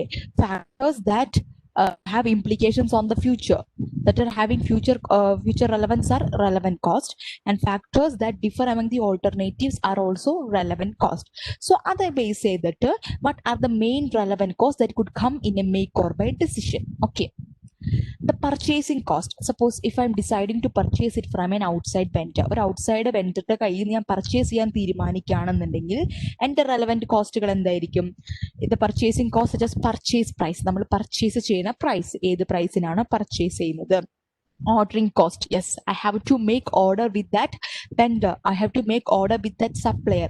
മാത്രമല്ല ഞാൻ എൻ്റെ കമ്പനിയിൽ ഇന്റേണലി ഓർഡർ ജനറേറ്റ് ചെയ്യണം. സോ പർച്ചേസിങ് പ്രൊഡക്ഷൻ ഡിപ്പാർട്ട്മെന്റ് ഉണ്ട്, അവർ നമുക്ക് പർച്ചേസ് ഇന്റന്റ് ഒക്കെ പ്രൊവൈഡ് ചെയ്യും, എന്നിട്ട് നമ്മളത് വെരിഫൈ ചെയ്യും, എന്നിട്ട് നമുക്ക് ഫിനാൻസ് ഡിപ്പാർട്ട്മെന്റിനെ കൺസൾട്ട് ചെയ്യും, എന്നിട്ട് അവരുടെ അപ്രൂവോടെ മേടിച്ചതിന് ശേഷം നമ്മൾ purchasing department will make a requisition, purchase requisition ഒക്കെ വെക്കും. സോ നമ്മുടെ ഓർഡർ പ്രോസസ്സിംഗ് ഒരു സ്റ്റെപ്പാണ്. So they'll be having ordering cost and transportation cost. ഞാൻ പർച്ചേസ് ചെയ്താൽ മാത്രം പോരല്ലോ, I have to bring it to my factory premises, അല്ലെങ്കിൽ എൻ്റെ മാനുഫാക്ചറിങ് പ്രിമിസസിലോട്ട് എനിക്ക് അതിനെ എത്തിക്കണം. So the transportation cost would be the and carrying cost relating to the purchase from an outside inventory. Carrying cost ഉണ്ടായിരിക്കും. Suppose I have purchase that inventory, അല്ലെ ആ ഒരു ഇൻവെൻട്രി ആ ഒരു ഔട്ട്സൈഡ് വെൻഡറിൽ നിന്ന് പർച്ചേസ് ചെയ്തു. So I have to keep it in my premises, അല്ലെ എൻ്റെ ഞാനത് ക്യാരി ചെയ്യണമെന്നുണ്ടെങ്കിൽ അതിൻ്റെതായിട്ടുള്ള കോസ്റ്റ് ഉണ്ട്. ഫെസിലിറ്റീസ് വേണം, അത്യാവശ്യം നല്ല ഇൻവെന്ററി മീൻസ് അത്യാവശ്യം നല്ല വാല്യൂൾ ഇൻവെന്ററി ആണെന്നുണ്ടെങ്കിൽ അതിൻ്റെതായിട്ടുള്ള സ്റ്റോറേജും സ്പെസിഫിക്കേഷനും ഒക്കെ ആവശ്യമാണ്. മാത്രമല്ല വളരെ റിസ്ക് ഉള്ളൊരു ഇൻവെന്ററി ആണെങ്കിൽ ഇൻഷുറൻസ് ഉണ്ടായിരിക്കും. മാത്രമല്ല ദാറ്റ് ഇൻവെസ്റ്റ്മെന്റ് ആ ഒരു പർട്ടിക്കുലർ ഇൻവെന്ററിയിലുള്ള ഇൻവെസ്റ്റ്മെന്റിന് തന്നെ ഓപ്പർച്യൂണിറ്റി കോസ്റ്റ് ഉണ്ട്. So there R carrying cost associated with that purchase of items from an outside vendor. So all these costs are the relevant costs with respect to the purchase decision or buying decision. What are they? The purchase price, ordering cost, transportation cost, carrying cost relating to that purchases. Next, only avoidable fixed and variable cost of in-house production. Coming to that in-house production or making it ourselves, our decision, our area എന്തൊക്കെയായിരിക്കും relevant cost? Only avoidable fixed and variable cost of in-house production. Avoidable ആയിട്ടുള്ള fixed cost അല്ലെങ്കിൽ variable cost മാത്രമേ consider ചെയ്യുന്നുള്ളൂ. Fixed cost we know that respective of the level of activity that remains fixed over this relevant range, അല്ലേ? So അത് നമ്മൾ activity produce ചെയ്തിലും already incurred ആവുകയാണെന്നുണ്ടെങ്കിൽ അത് avoidable അല്ല, unavoidable ആണ്. Regardless of this level of activity it remains fixed. ചില type fixed cost ചിലപ്പോൾ കുറച്ച് കുറയാം, avoidable ആയിട്ടുണ്ടാകാം, അല്ലെങ്കിൽ അതിലെന്തെങ്കിലും changes വരുന്നുണ്ടാവും. That portion of fixed cost is relevant and variable cost are relevant toward in-house production അല്ലെങ്കിൽ making decision. Next, അടുത്ത എന്താ, income that could be earned from using the facilities in an alternate manner which represents the opportunity cost. Suppose ഞാനിപ്പോൾ make ചെയ്യാതെ external ഒരു വെണ്ടറുടെ കയ്യിൽ നിന്ന് purchase ചെയ്യാൻ തീരുമാനിക്കുകയാണെങ്കിൽ I could use this idle factory facility. അല്ലെങ്കിൽ എൻ്റെ ഫാക്ടറി ഫെസിലിറ്റി വെറുതെ എടുക്കുന്നുണ്ട്, എന്തെങ്കിലും പർപ്പസിന് യൂസ് ചെയ്യാം, മറ്റെന്തെങ്കിലും പ്രൊഡക്റ്റ് പ്രൊഡ്യൂസ് ചെയ്യാൻ യൂസ് ചെയ്യുക, അല്ലെങ്കിൽ മറ്റെന്തെങ്കിലും ഇപ്പോൾ റെന്റിന് കൊടുക്കുക, അങ്ങനെ എന്തെങ്കിലും കാര്യങ്ങളൊക്കെ ചെയ്തിട്ട് എനിക്ക് അതിൽ നിന്ന് ഓൾട്ടർനേറ്റീവ് ആയിട്ട് ഇൻകം ജനറേറ്റ് ചെയ്യാൻ പറ്റുമെങ്കിൽ that would be the opportunity cost when I decide to make it in house.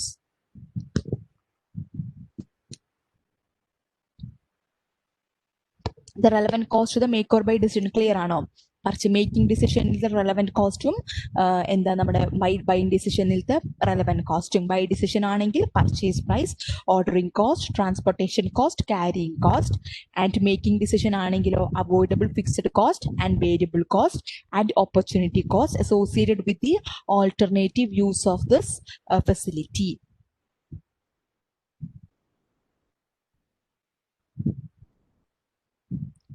Clear ആയോ?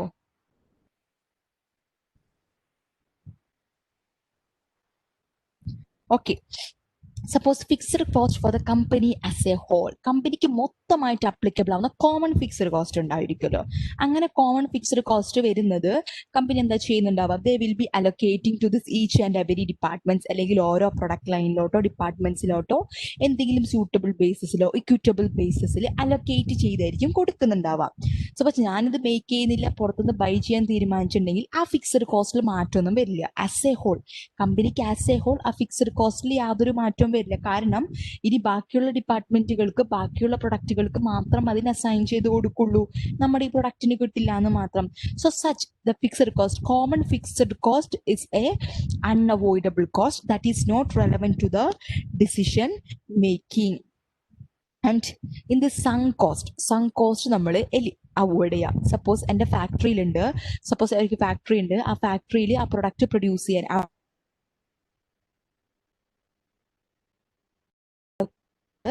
എന്നിട്ട് ഞാനത് ഔട്ട് പർച്ചേസ് തീരുമാനിക്കുകയാണെന്നുണ്ടെങ്കിൽ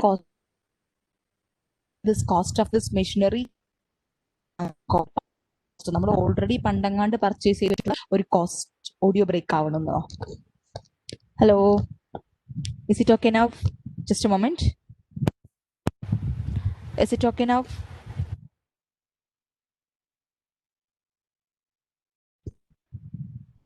യെസ്, എന്തിന്റെ യെസ്സാ?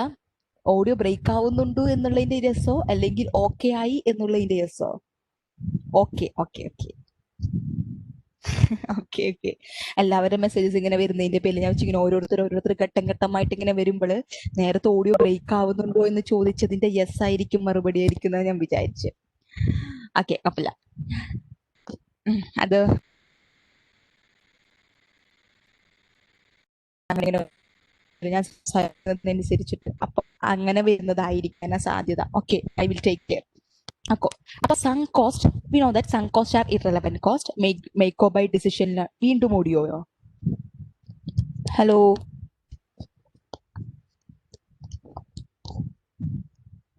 ഇപ്പൊ ശരിയായോ?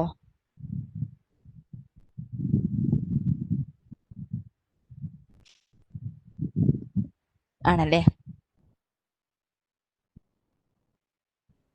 ഈ ഒരു ടോപ്പിക്ക് പറഞ്ഞതിന് ശേഷം ഒന്ന് പറയട്ടെ. Okay, so sunk cost, we are ignoring this sunk cost because they are historical cost. നമ്മൾക്ക് അതിനെ ചേഞ്ച് ചെയ്യാൻ പറ്റില്ല. We could not reverse that decision. We could not recover this cost. So those sunk costs are not relevant to any of this decision. So ini, how will the manager make this decision? So make the കോസ്റ്റുകളും ബൈൻ്റെ കോസ്റ്റുകളും ഉണ്ട്. We will be listing out the make cost, all relevant cost under the make decision, all relevant cost under the buy decision. എന്നിട്ട് ഈ relevant കോസ്റ്റുകളെ നമ്മൾ compare ചെയ്യും. ഇതായിരിക്കും നമ്മൾ സെലക്ട് ചെയ്യുന്നുണ്ടാവുക. Which option is having the lowest cost, അല്ലെ ഏറ്റവും കുറവ് കോസ്റ്റ് ഉള്ളത് ഏതായിരിക്കും അതായിരിക്കും നമ്മൾ പ്രിഫർ ചെയ്യുന്നുണ്ടായിരിക്കുക. So what we'll do, we know what are the relevant cost in the make decision, what are the relevant cost in the buy decision. What we will do, all these cost together. Make എന്ന് പറഞ്ഞിട്ടൊരു ഇതിൻ്റെ അടിയിൽ മേക്കിൻ്റെ എല്ലാ relevant കോസ്റ്റും ബൈയിൻ്റെ താഴെ ബൈയിൻ്റെ എല്ലാ relevant കോസ്റ്റും നമ്മൾ ലിസ്റ്റ് ഔട്ട് ചെയ്യും. എന്നിട്ട് നമ്മൾ അതിന് ടോട്ടൽ ചെയ്ത് നോക്കും. സോ ഇതിലേതാണ് കുറവ്? സപ്പോസ് മേക്ക് ഡിസിഷന് ഒരു 100 രൂപയും ബൈ ഡിസിഷന് ഒരു 80 രൂപയാണെന്ന് കരുതുക. Which is more favourable to us? 80 rupees. Because buy ചെയ്യാൻ നമുക്ക് 80 റുപ്പീസ് വരുന്നുള്ളൂ, മേക്ക് ചെയ്യാൻ 100 രൂപ വരുന്നുണ്ടെങ്കിൽ I will be choosing that alternative, that decision which ask for a lesser cost on my part. ഏറ്റവും കോസ്റ്റ് കുറവെടുക്കാനല്ലേ ഞാൻ നോക്കുള്ളൂ. So I will be choosing that lower cost. ഇനി അതേപോലെ തന്നെ മേക്ക് ചെയ്യാനാണ് ലോവർ കോസ്റ്റ് എങ്കിൽ മേക്ക് ചെയ്യും. So management will be comparing the relevant cost under both decision, under the make decision or in-house production, or under the buy decision or purchasing it from the vendor decision, and select the alternative or select the option which is having the lowest incremental cost or lowest relevant cost.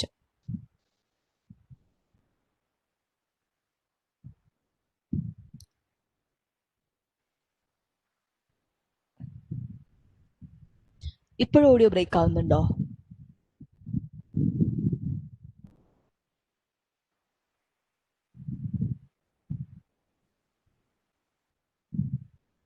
ഇപ്പോൾ audio break ആവുന്നുണ്ടോ?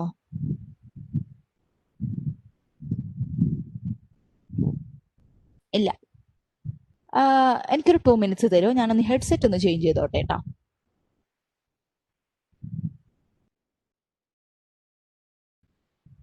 Just a moment.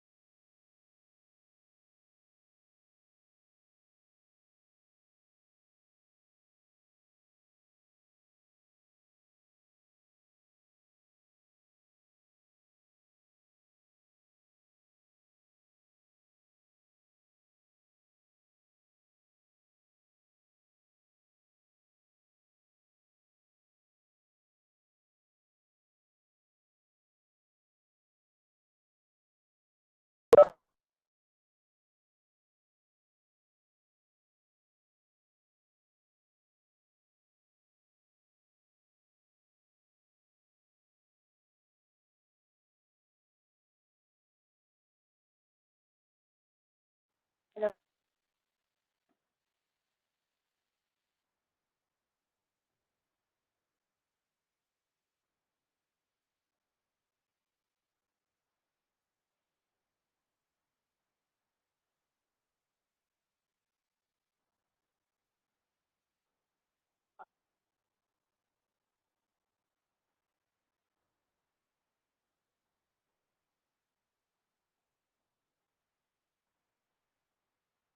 ആണല്ലോ. Okay. Audio save.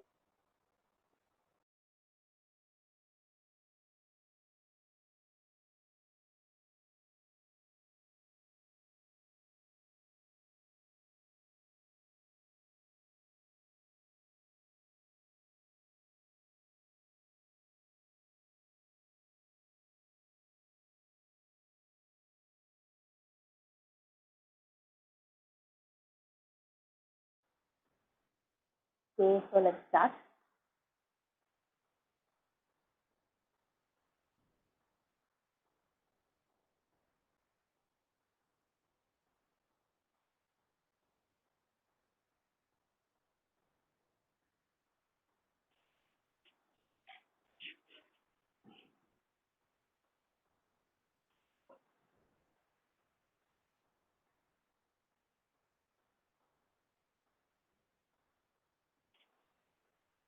Okay, so അത് നമുക്ക് question നമുക്ക് discuss ചെയ്യാം. So in this expected question, so in margin, are you able to hear me properly? Are you able to hear me properly?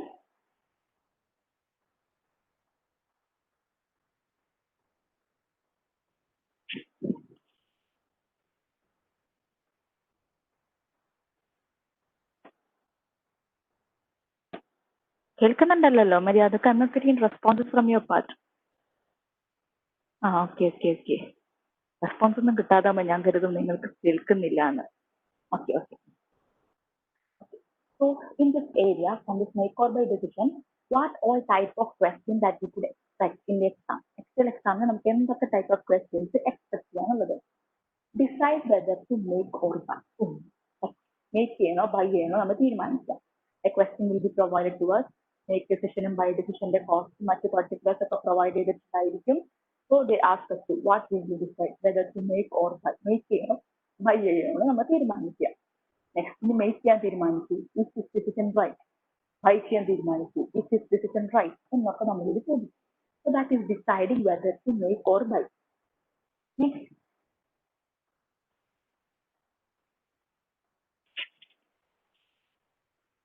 Audio clear അല്ല?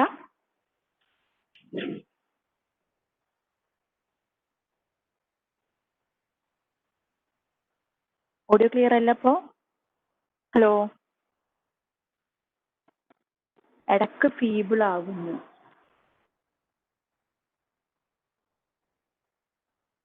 Feeble voice. ഒരു minute.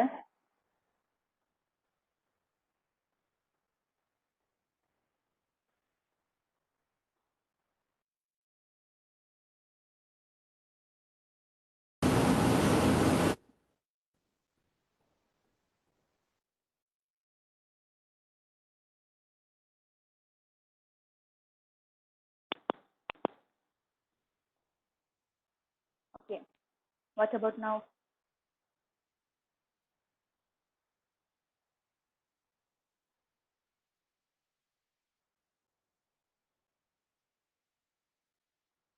Is audio clear?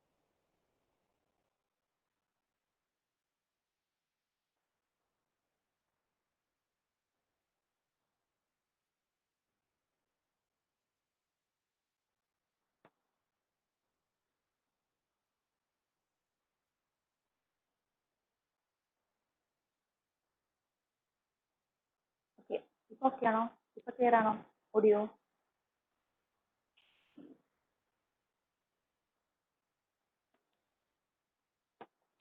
Hello? Okay. Okay, done. Okay. So the first type of test is deciding whether to make or buy. Make ചെയ്യണോ buy ചെയ്യണോ നമ്മളോട് തീരുമാനിക്കാൻ വേണ്ടിയിട്ട്. അതായത് what is your decision? So suppose make. Next, the relevant cost of make or buy. Make ചെയ്യുന്നതിന്റെ relevant cost ഉം buy ചെയ്യുന്നതിന്റെ relevant cost ഉം കണ്ടുപിടിച്ച് എഴുതാൻ വേണ്ടി പറയും. So you will be given a question and you will be asked to find what are the relevant costs of this make decision. What are the relevant costs of this buy decision എന്ന് നമ്മളോട് ചോദിക്കും. Simplest form of question. Next question, maximum price to the vendor. You are deciding to purchase it from a vendor. ഒരു outside വെണ്ടറുടെ കയ്യിൽ നിന്ന് നമ്മൾ purchase ചെയ്യാൻ തീരുമാനിക്കുകയാണെന്നുണ്ടെങ്കിൽ what would be the maximum price that you will pay to the vendor? ആ vendor കിട്ടും. ആ മാക്സിമം പ്രൈസ് നമുക്ക് പേ ചെയ്യാൻ വേണ്ടി പറ്റും. എത്ര വരെ പേ ചെയ്യാൻ വേണ്ടി പറ്റും? എത്രയാണോ നമ്മൾക്ക് ഇൻ ഹൗസ് പ്രൊഡ്യൂസ് ചെയ്യാൻ വരുന്ന കോസ്റ്റ് അത്ര വരെ നമ്മൾക്ക് പേ ചെയ്യാം. അതിൽ കൂടുതൽ പേ ചെയ്തിട്ടുണ്ടെങ്കിൽ നമ്മൾക്ക് നഷ്ടം വരും. We will be having a loss because we could produce it at a lower cost in house. നമ്മൾ ഇൻ ഹൗസ് ചെയ്യാൻ വേണ്ടി 100 രൂപ പേ ചെയ്യണം. നമ്മൾ വെണ്ടറുടെ കയ്യിൽ നിന്ന് പർച്ചേസ് ചെയ്യാനായിട്ട് 120 രൂപ കൊടുക്കണം എന്ന് പറഞ്ഞിട്ടുണ്ട്. പ്രത്യേകിച്ച് എന്തെങ്കിലും ഉപകാരമുണ്ടോ? So what would be the maximum price here?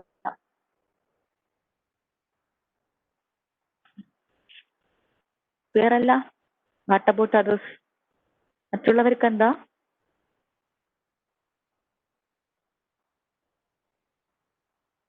ഇപ്പൊ ക്ലിയറാ?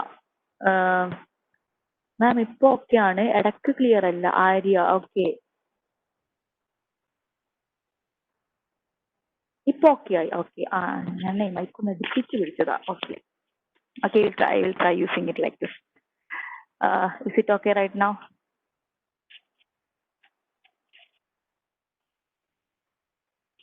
Okay. Okay, done.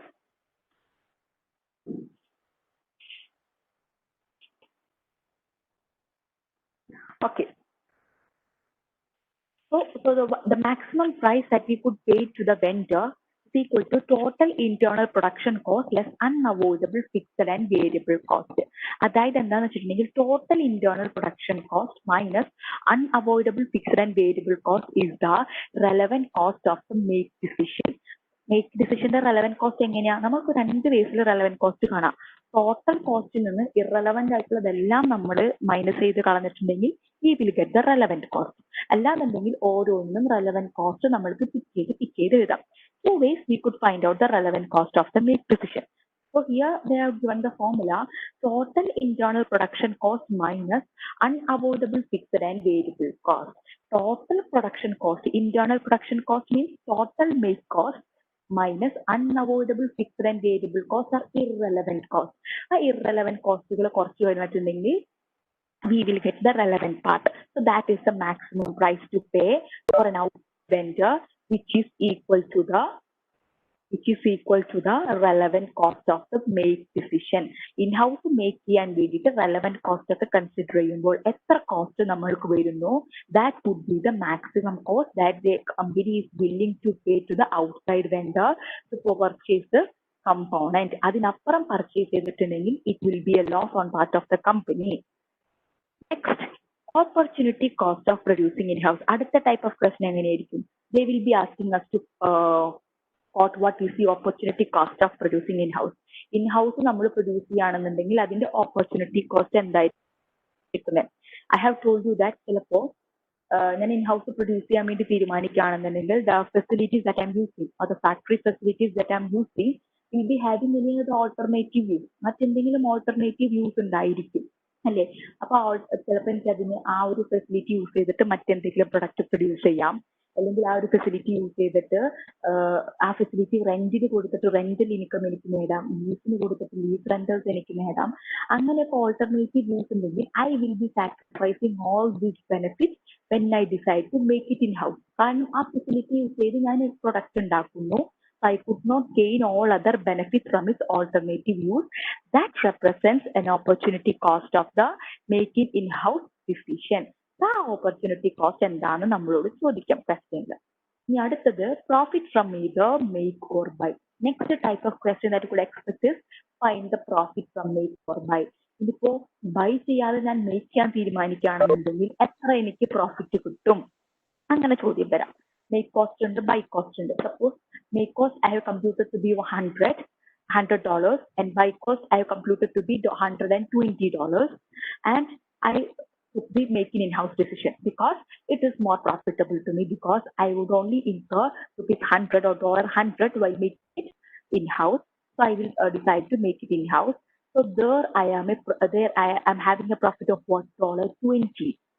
Because the make cost is less than the buy cost by $20. That is the profit. The same situation നേരെ വരാം. What is the profit of buy? Suppose make cost കൂടിക്കെടുക്കാണ്, buy cost കുറവാണെന്നുണ്ടെങ്കിൽ I will be choosing the alternative which is having the lowest incremental cost. So I will be deciding to buy it from an outside vendor. അങ്ങനെ decide ചെയ്യുകയാണെന്നുണ്ടെങ്കിൽ by what amount this buy cost is lower than the make cost is representing a profit on me. So ആ profit കണ്ടുപിടിക്കാനും ആ ഒരു loss ആണെങ്കിൽ loss കണ്ടുപിടിക്കാനും നമ്മളോട് വരാം.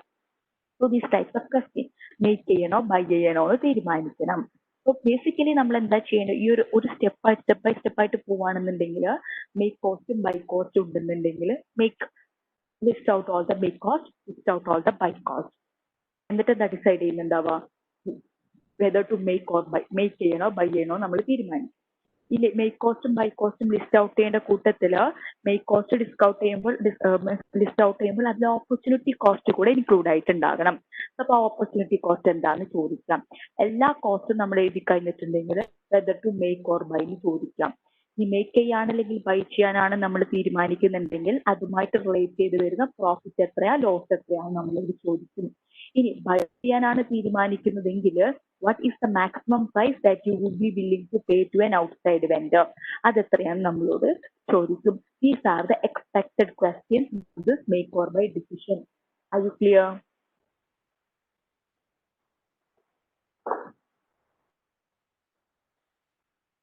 Yeah, Paka, clear? ഓക്കെ, ഇനി നമ്മള്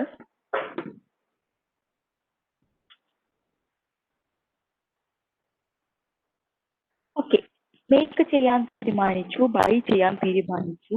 ഓൺലി കോസ്റ്റ് മാത്രമായിരിക്കില്ല നമ്മൾ അല്ലേ? കോസ്റ്റ് മാത്രമായിരിക്കില്ല നമ്മുടെ consideration. So there may be certain other considerations. മറ്റു ചില കൺസിഡറേഷൻസ് കൂടി ഉണ്ടായിരിക്കും. എന്തായിരിക്കും? ഒരു ക്വാണ്ടിറ്റേറ്റീവ് സ്റ്റാൻഡ് പോയിന്റിലാണ് നമ്മൾ പറയുന്നത്, okay the make cost is lower, so I will be accepting this make it in house decision. Buy cost ആണ് കുറവെങ്കിൽ okay I will be deciding to buy. This is from a quantitative standpoint, അല്ലെ? ഒരു cost പെർസ്പെക്റ്റീവിൽ നിന്ന് മാത്രമാണ്. But cost perspective എന്ന് മാത്രമല്ല, we have to evaluate this decision based on a qualitative viewpoint too, അല്ലെ? ഒരു ക്വാളിറ്റേറ്റീവ് വ്യൂ പോയിന്റിൽ നിന്ന് കൂടെ നമ്മൾ ആ കോസ്റ്റിനെ നിരീക്ഷിക്കണം. അങ്ങനെയാണെന്നുണ്ടെങ്കിൽ what all things that the company has to consider? നമ്മളിപ്പോ ബൈ ചെയ്യാൻ തീരുമാനിക്കാന്ന് കരുതിക്കോ, ബൈ ചെയ്യാൻ തീരുമാനിക്കുകയാണെങ്കിൽ കോസ്റ്റ് കുറവായത് കൊണ്ട് മാത്രം ബൈ ചെയ്യാൻ തീരുമാനിച്ചാൽ ശരിയാവില്ലല്ലോ. പല കൺസിഡറേഷനും നമ്മൾ നോക്കും. ഇപ്പോ yes Naveen, good quality, yes, idea, better quality, that, yes. So, suppose നമുക്ക് വളരെ കോസ്റ്റ് കുറവ് പക്ഷെ ക്വാളിറ്റി കുറഞ്ഞൊരു പ്രൊഡക്റ്റ് ആണെന്നുണ്ടെങ്കിൽ it will be affecting the quality of our end product. ആ ഒരു കമ്പോണന്റ് യൂസ് ചെയ്തിട്ടാണ് ഇപ്പോൾ ഞാനൊരു ഓട്ടോമൊബൈൽ അസംബ്ലർ ആണ് വരുന്നത്, മാനുഫാക്ചർ ആണ് വരുന്നത്. എന്റെ വേണ്ട ഒരു മെയിൻ എഞ്ചിൻ, എന്റെ ഞാൻ കാർ മാനുഫാക്ചർ ആണ്. സോ കാറിന് വേണ്ട മെയിൻ ആയിട്ട് ഒരു എഞ്ചിൻ ഞാൻ ഔട്ട്സൈഡ് വെൻഡറുടെ കയ്യിൽ നിന്ന് ഞാൻ പർച്ചേസ് ചെയ്യാണ്. കാറിന് നോക്കുമ്പോൾ മെയിൻ സാധനം അതിന്റെ എഞ്ചിൻ ആണല്ലോ. അപ്പൊ ഞാൻ ഇൻ ഹൗസ് മേക്ക് ചെയ്യണോ ബൈ ചെയ്യണോ തീരുമാനിച്ചു. ഓക്കെ, ബൈ കോസ്റ്റ് കുറവാണെന്ന് കരുതി ഞാൻ മറ്റൊരു ആളുടെ കയ്യിൽ നിന്ന് ബൈ ചെയ്യാൻ തീരുമാനിക്കുകയാണ്. വളരെ ലോ കോസ്റ്റ് ബൈ ചെയ്യാണ്. If that engine is of poor quality, വളരെ പുവർ ക്വാളിറ്റി ആണെന്നുണ്ടെങ്കിൽ if I use that engine in my car, what will be the performance of my car? It will be of a bad performance ആയിരിക്കും, അല്ലേ? അപ്പോ it will be affecting my reputation. So delivery ചെയ്യുന്ന car അല്ലെങ്കിൽ ഞാൻ produce ചെയ്ത car bad performance ആണ്, 2 automobile ഇപ്പൊ കട്ടപ്പുറത്താണെന്നുണ്ടെങ്കിൽ ആളുകൾ എന്റെ കാർ മേടിക്കാൻ റെഡി ആവില്ല. It will affect my reputation, it will affect my sale, എന്റെ ഗുഡ് വില്ലിനൊക്കെ അത് അഫക്ട് ചെയ്യും. So I will be interested in knowing the quality. പിന്നെന്താ? Manufacturing process. സോ അയാൾ ഏത് മാനുഫാക്ചറിങ് പ്രോസസ് യൂസ് ചെയ്തിട്ടാണ് ഉണ്ടാക്കുന്നത് നോക്കണം. സപ്പോസ് ആൾ എഞ്ചിൻ പ്രൊഡ്യൂസ് ചെയ്യുകയാണെന്നുണ്ടെങ്കിൽ ആളുടെ മാനുഫാക്ചറിങ് പ്രോസസ് എങ്ങനെയാണ് നോക്കണം. വളരെ ഡിഫക്റ്റ് വരാനായിട്ട് സാധ്യതയുള്ള ഒരു മാനുഫാക്ചറിങ് പ്രോസസ് ആണോ എന്ന് നോക്കണം. സപ്പോസ് ഇപ്പൊ റോബോട്ടിക് ആയിട്ട് എല്ലാം മെഷീൻ ക്യാപിറ്റലൈസ്ഡ് ആണ്, എല്ലാം മെക്കനൈസ്ഡ് ആയിട്ടുള്ള ഒരു ഫെസിലിറ്റി ആണെന്നുണ്ടെങ്കിൽ ഡിഫക്ട്സ് വരാനുള്ള സാധ്യത വളരെ കുറവായിരിക്കുള്ളൂ. അപ്പൊ ഭയങ്കര ലേബർ ഇന്റൻസീവ് ആണെന്നുണ്ടെങ്കിൽ യൂഷ്വലി അങ്ങനെ പറയുമല്ലോ, chances are very high. So we will be looking at the manufacturing process of that particular vendor. Next, the reliability of its delivery. ഇപ്പൊ ഞാനൊരു ഓർഡർ കൊടുത്തിട്ടുണ്ടെങ്കിൽ കറക്റ്റ് സമയത്ത് ഡെലിവറി ചെയ്ത് എനിക്ക് കിട്ടുമോ എന്നുള്ളൊരു ഉറപ്പ് വേണം. സപ്പോസ് ഞാൻ കാറ് ഒരു 100 കാറ് പ്രൊഡ്യൂസ് ചെയ്ത് കൊടുത്തോളാം എന്നുള്ളൊരു ഓർഡർ മേടിച്ചു കഴിഞ്ഞിട്ട് ഞാൻ കാറിന്റെ എഞ്ചിൻ ഓർഡർ വേറൊരു വെണ്ടറുടെ കയ്യിൽ വെച്ചു.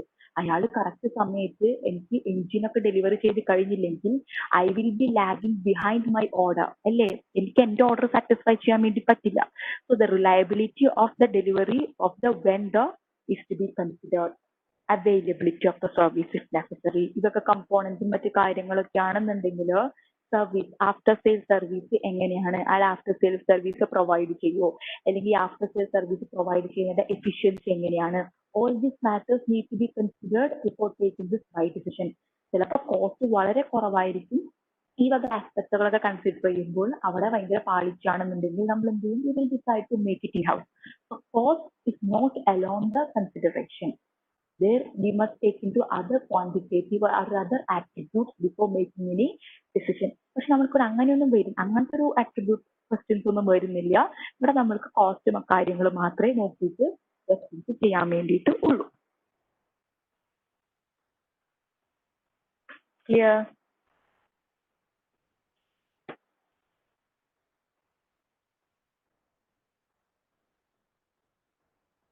ഓക്കേ,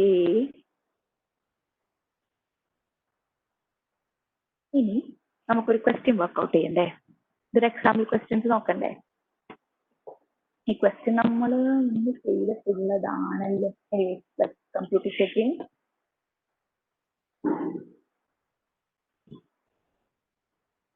പെന്നും പേപ്പറും കാൽക്കുലേറ്ററും ഒക്കെ എടുത്ത് ready ആയിക്കൊള്ളുക.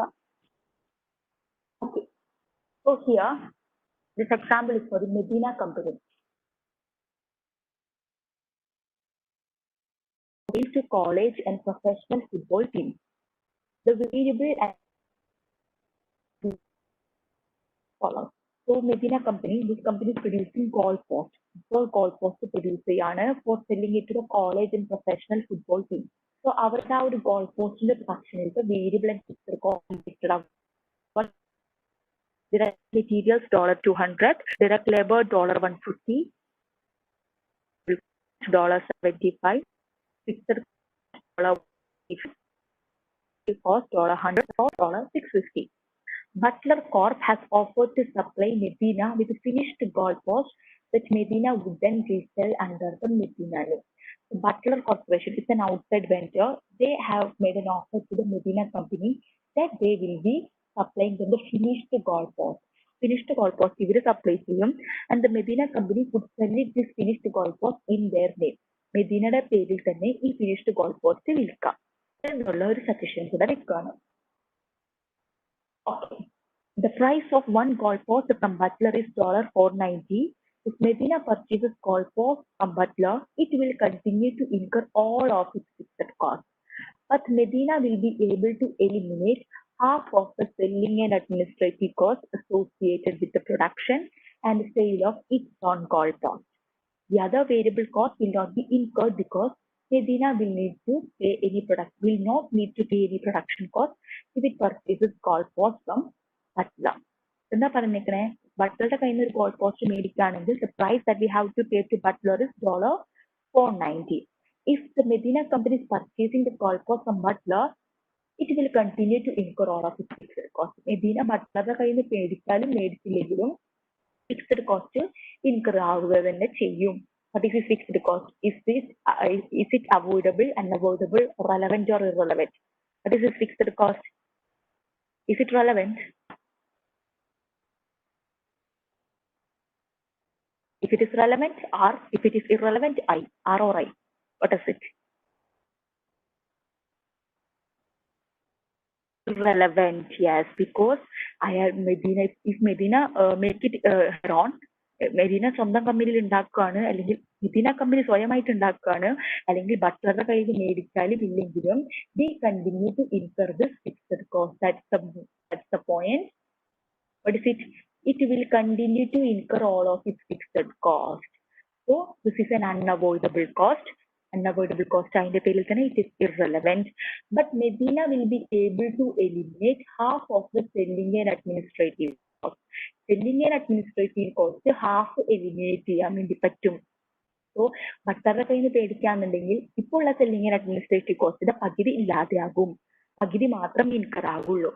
So that portion which gets avoided as a result of choosing to buy it from Butler is an avoidable cost. But it is a relevant cost, half portion.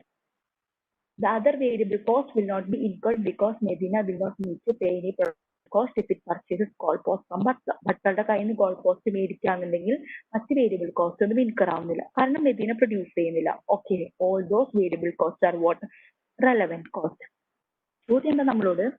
Should Medina accept Butler's offer, and if not, at what price would Medina be willing to accept the offer?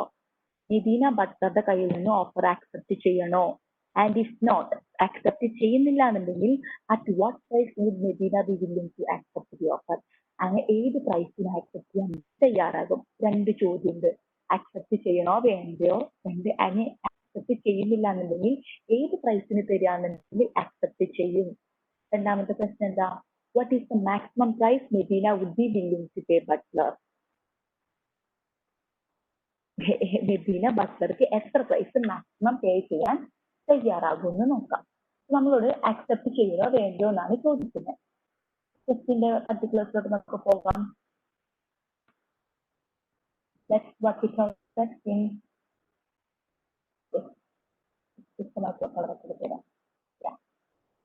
ആദ്യം നമുക്ക് made cost നോക്കാം. what we have to do, we have to compare the made cost and the buy cost.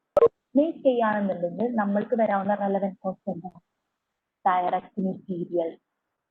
Okay, 200 direct labor അല്ലേ? കാരണം material മാത്രം വരും. These variable costs are relevant costs. Direct labor 150, indirect variable cost. Indirect variable cost എത്രയാ? Yes, variable costs are relevant. Fixed cost, is it relevant? We have told that fixed cost is not relevant. Selling and administration. Selling and administration relevant ആണോ? From the selling and administration, 50% gets eliminated as a result of deciding to purchase it from the butler. So selling and administration 50% avoidable ആകും. അപ്പൊ avoidable ആകുന്ന 50% നമ്മൾ അവിടെ include ചെയ്യണം. What is the 50% of 100? 100 into 50% is 50. So this 50 അത് eliminate ആകുന്ന 50 eliminate ആകുന്ന 50 നമ്മൾ include ചെയ്യണം. So what is the total make cost? 200 plus 150 plus 75 plus 50. What is the total cost? Just ഒന്ന് compute ചെയ്തേ. 470. Yes, 200 plus 150, 350, 350 plus 75, 400, 425, 425 plus 50, 475. Done. Ini. Next we have to find out the buy cost. ഇനി buy ഡിസിഷന്റെ cost എത്രയാണെന്ന് നോക്കണം. Yes, what is the buy cost? എത്രയാ buy cost? They are purchasing it from the butler. Yes, 490. Then decide what will be the Medina's decision. Purchase ചെയ്യോ സ്വന്തമായിട്ട് ഉണ്ടാക്കോ? Will Medina company accept this offer? Offer accept ചെയ്യോ? No. Offer accept ചെയ്യില്ല. Medina company will decide to make it in-house. കാരണം when Medina company make in-house, all the relevant costs equal 475, which is lower than the purchase cost from the butler, which is 490. എത്രയാണ് profit ഉണ്ടാവുക? അങ്ങനെ Medina company make ചെയ്യാൻ തീരുമാനിക്കുകയാണെന്നുണ്ടെങ്കിൽ profit എത്രയാണ്? 490 minus 475, what is 15? Yes, $15 she's having a profit. And next question, എത്ര പ്രൈസിന് Buttler തരാന്നുണ്ടെങ്കിൽ Medina മേടിക്കും?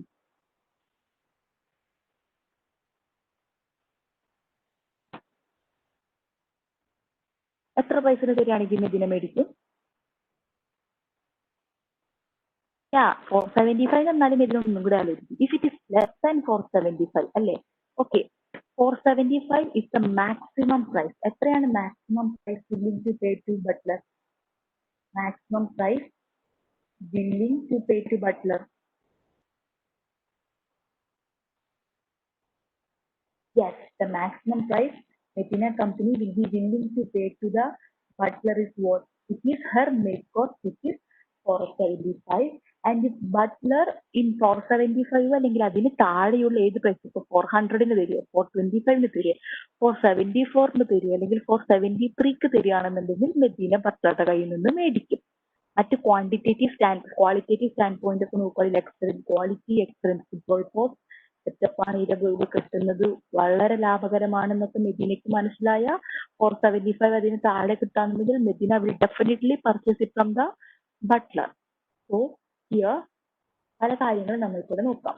Maximum price willing to pay to butler is 475 because that is the Medina company's make cost. And when comparing the make cost with the buy cost, make cost is lower than the buy cost. So Medina company will decide to make it in-house. When Medina company decide to make it in-house, what is her profit when compared to the buy decision? 490 buy price minus make cost, which is 15 is her profit. And the maximum price the Medina company will be willing to pay is her total make cost, which is 475. ഇനി ഒരു question കൂടെ നമ്മൾ നോക്കാം. Suppose ഒരു information തന്നിട്ടുണ്ട്, if the Medina കമ്പനിയുടെ factory ഉണ്ടാവുമല്ലോ, if the Medina company decides to purchase it from the particular, the ideal factory facility could be used to rent. അങ്ങനെ റെന്റിന് കൊടുക്കാന്നുണ്ടെങ്കിൽ ഒരു റെന്റ് ആയിട്ട് ഒരു $50 കിട്ടുമെന്ന് വിചാരിച്ചു. റെന്റ് ആയിട്ട് $50 കിട്ടുമെന്ന് വിചാരിച്ചു. What will be the make cost? Make cost എന്തായിരിക്കും? There is an opportunity cost അല്ലേ? കാരണം yes yes done. What is the make cost? Who has given me the answer? അത് തന്നെ Roshan. Very good. What will be the make cost? Make cost ഇപ്പൊ എന്തായിട്ട് മാറി? ഒരു alternative use ഉണ്ടെന്നുണ്ടെങ്കിൽ make cost 475 plus 50 ആയി 525 മാറി. ഇനി മെഡിന കമ്പനി എന്തായിരിക്കും ഡിസൈഡ് ചെയ്യുന്നത്? Will she decide to purchase or will she decide to make it in house? എന്തായിരിക്കും മെഡിന കമ്പനി ഡിസൈഡ് ചെയ്യുന്നുണ്ടാവുക? Yes buy. ബിക്കോസ് ബൈ 490 ഉള്ളൂ. അല്ലെങ്കിൽ പർച്ചേസ് ആണെന്നുണ്ടെങ്കിൽ 525 ആണ്. So Medina company will definitely decide to buy it from an outside vendor because the cost is lower. So opportunity cost നമ്മൾ എന്തായാലും consider ചെയ്യണം. So അങ്ങനെ ക്വസ്റ്റൻ വന്നിട്ടുണ്ടെങ്കിൽ first of all look whether there is any opportunity cost or not. Opportunity cost ഉണ്ടെങ്കിൽ അതിനെ miss ചെയ്യരുത്.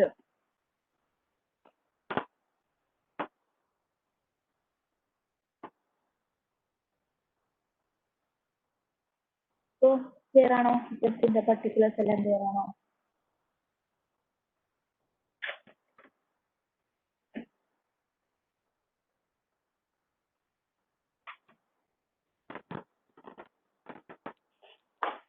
Fine.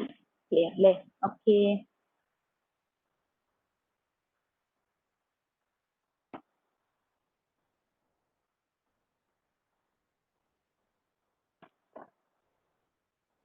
Yes, I have answered every question.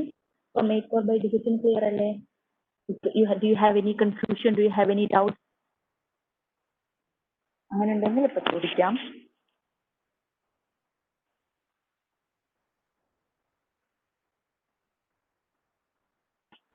ആർക്കും doubt ഇല്ല?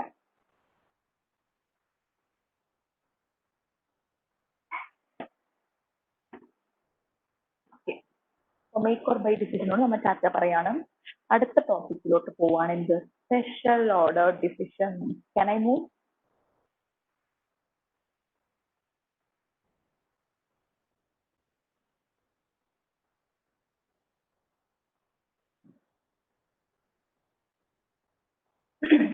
ഓക്കെ, നമുക്ക് പോകാം. നമ്മുടെ സ്പെഷ്യൽ ഓർഡർ ഡിസിഷൻസിലോട്ട് പോകാം.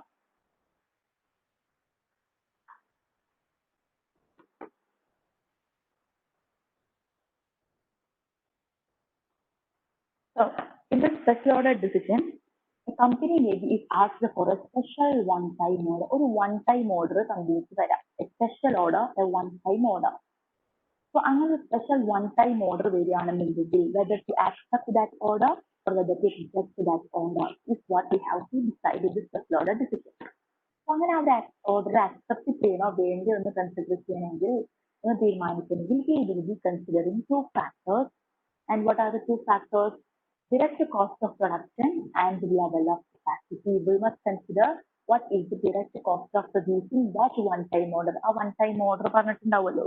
A one-time order fulfill ചെയ്യണമെങ്കിൽ what would be the direct cost of production and the level of capacity. നമ്മുടെ capacity level എത്രയാണെന്ന് നമ്മൾ നോക്കണം.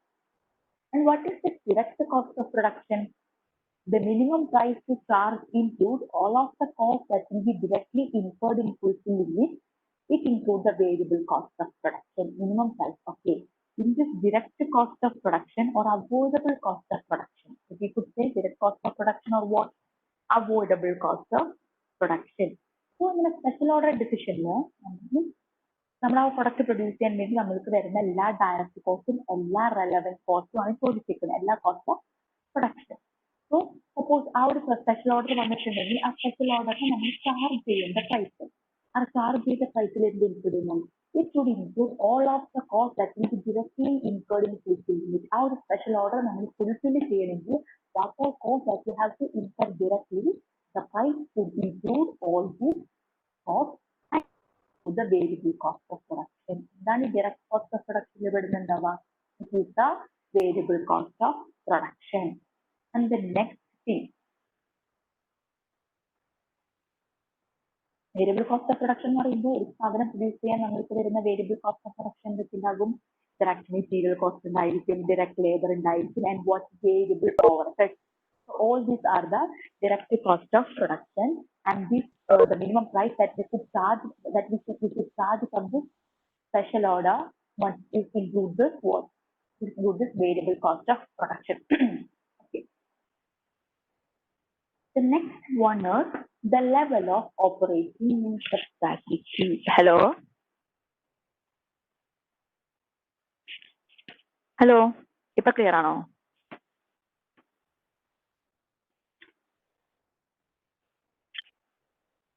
Clear ആണല്ലേ? Okay.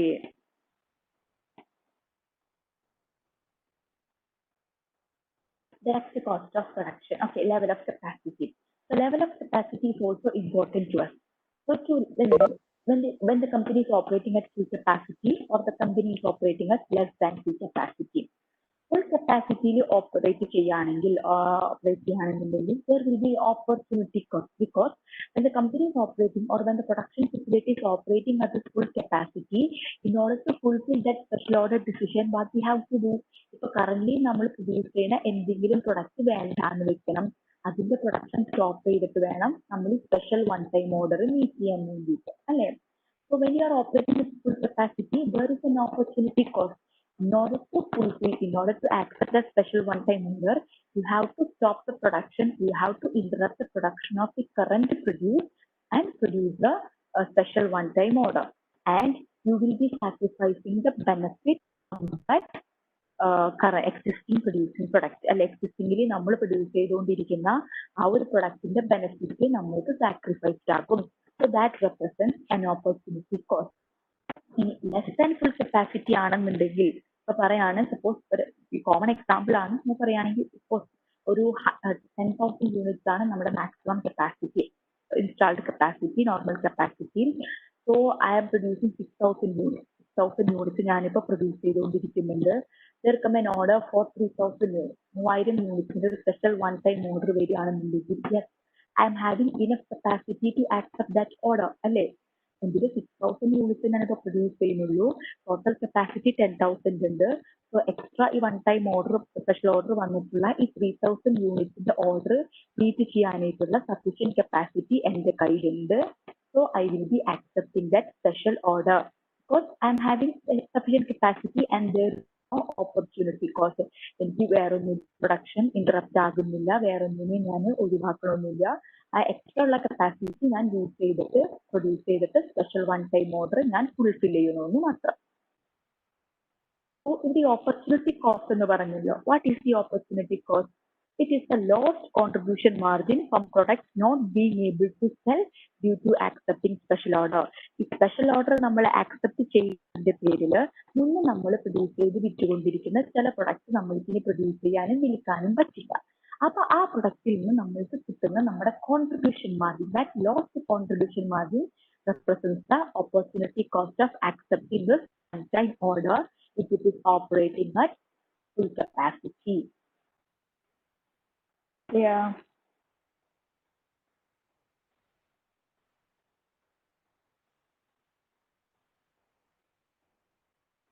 Clear ആണോ?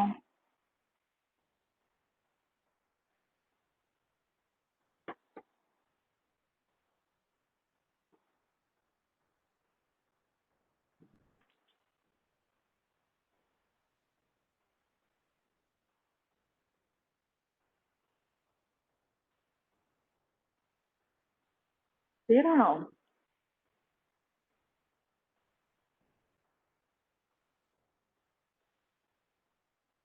Okay.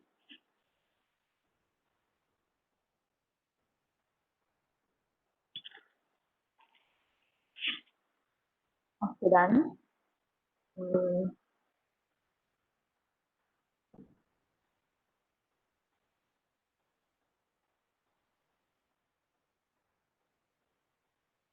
Yeah.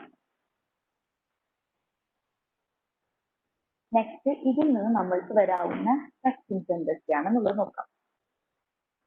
Whether to accept special order not. ഈ special order നമ്മൾ accept ചെയ്യണോ വേണ്ടോ എന്ന് നമ്മൾ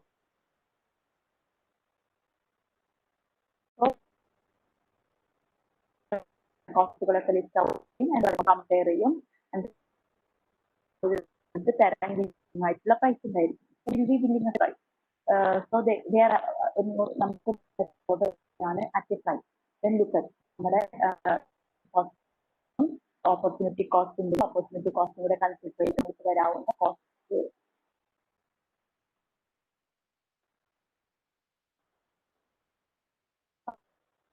ഒന്ന് ചെയ്യുന്ന ഓഡിയോ ക്ലിയർ അല്ല.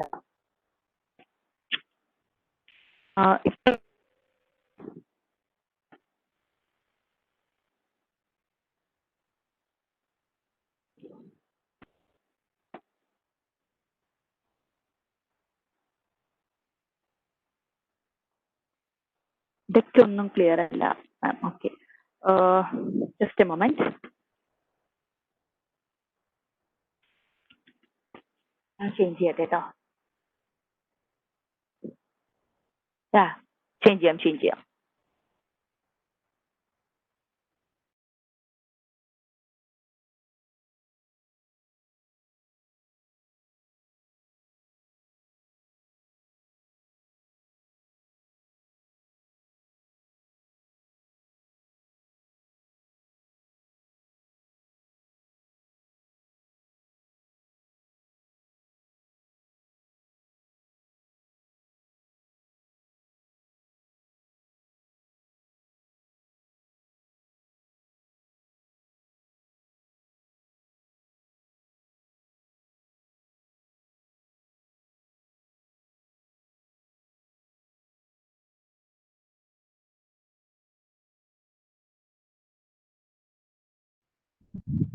Is it okay now?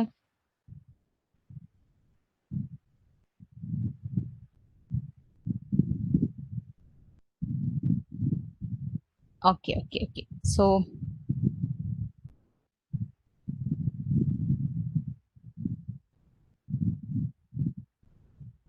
yeah,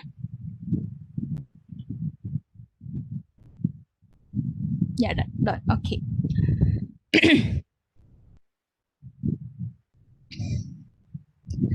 Whether to accept the special order or not. A special order accept ചെയ്യണോ വേണ്ടയോ എന്നുള്ള decision. So we will be comparing it with our special order തരാൻ willing ആയിട്ടുള്ള price. So the price that they are the price that at which they are demanding, their demand price, and when we comparing with our direct cost of production and our opportunity cost ഉണ്ടെങ്കിൽ അതും കൂടെ compare ചെയ്ത് we will be looking നമ്മുടെ ആ direct cost of production ഉം opportunity cost ഉം കൂടെ കൊടുക്കുമ്പോൾ അത് രണ്ടും കൂടെ കൂട്ടുമ്പോൾ നമ്മുടെ പ്രൈസും അവർ നമ്മൾക്ക് തരാൻ വില്ലിംഗ് ആയിട്ടുള്ള പ്രൈസും തമ്മിൽ കമ്പയർ ചെയ്യും.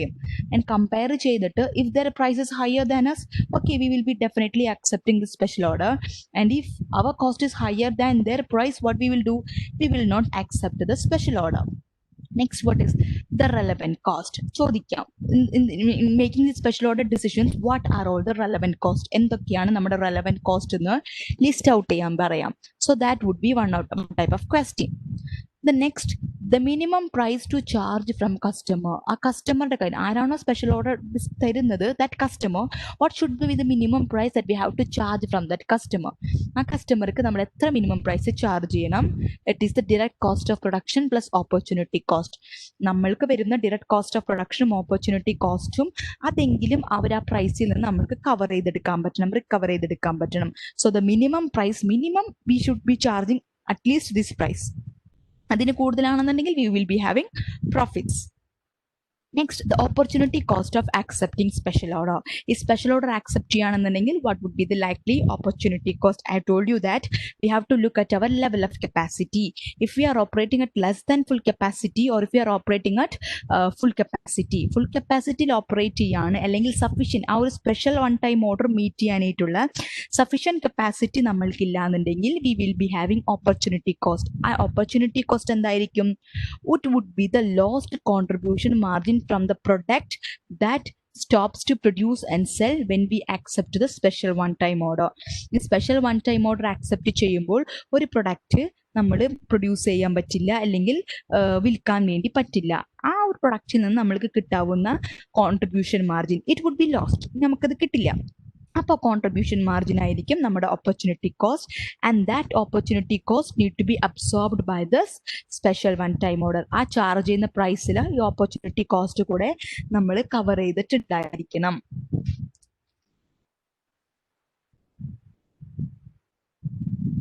Okay, so like that of accepting this make or buy ഡിസിഷൻ്റെ പോലെ തന്നെ here what we are considering is the qualitative, അല്ലെ ക്വാണ്ടിറ്റേറ്റീവ് ആയിട്ടുള്ള കാര്യങ്ങൾ മാത്രം, നമ്മുടെ കോസ്റ്റും നമ്മുടെ പ്രോഫിറ്റും അങ്ങനത്തെ ക്വാണ്ടിറ്റേറ്റീവ് കാര്യങ്ങൾ മാത്രമേ നമ്മളിവിടെ കൺസിഡർ ചെയ്തിട്ടുള്ളൂ.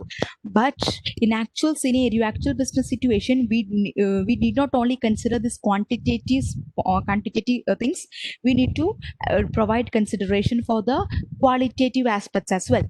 So ഈ qualitative aspects നമ്മൾ എന്തൊക്കെ കാര്യങ്ങളായിരിക്കും നമ്മൾ നോക്കുന്നുണ്ടായിരിക്കുക?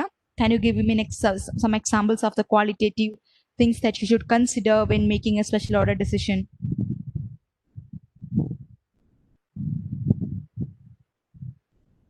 Yes, എന്തൊക്കെ examples ഉണ്ടായിരിക്കും? Okay, just give me some qualitative things or other considerations that you should consider, that you should provide you concern when deciding whether to accept a special order decision or not.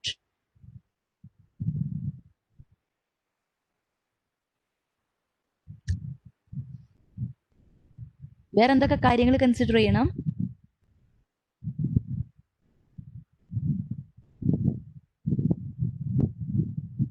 Okay, capacity yes told. Capacity നമ്മൾ അതൊരു quantitative കാര്യമല്ലേ. Capacity നോക്കിയിട്ടാണ് നമ്മൾ opportunity cost ഉണ്ടോ ഇല്ലയോ എന്ന് consider ചെയ്യുന്നുണ്ട്. I'm talking about the qualitative things. അവർ സ്പെഷ്യൽ ഓർഡർ ആക്സെപ്റ്റ് ചെയ്യണോ വേണ്ടയോ എന്ന് കൺസിഡർ ചെയ്യുമ്പോൾ ക്വാണ്ടിറ്റേറ്റീവ് ക്യാരക്ടറിസ്റ്റിക്സ് അല്ലാതെ ക്വാളിറ്റേറ്റീവ് ആയിട്ടുള്ള എന്തൊക്കെ കാര്യങ്ങൾ നമ്മൾ കൺസിഡർ ചെയ്യണം? Capacity is a quantitative. മറ്റെന്തൊക്കെ കാര്യങ്ങളാണ് ഉള്ളത്? Others, you are not responding. എവിടെ?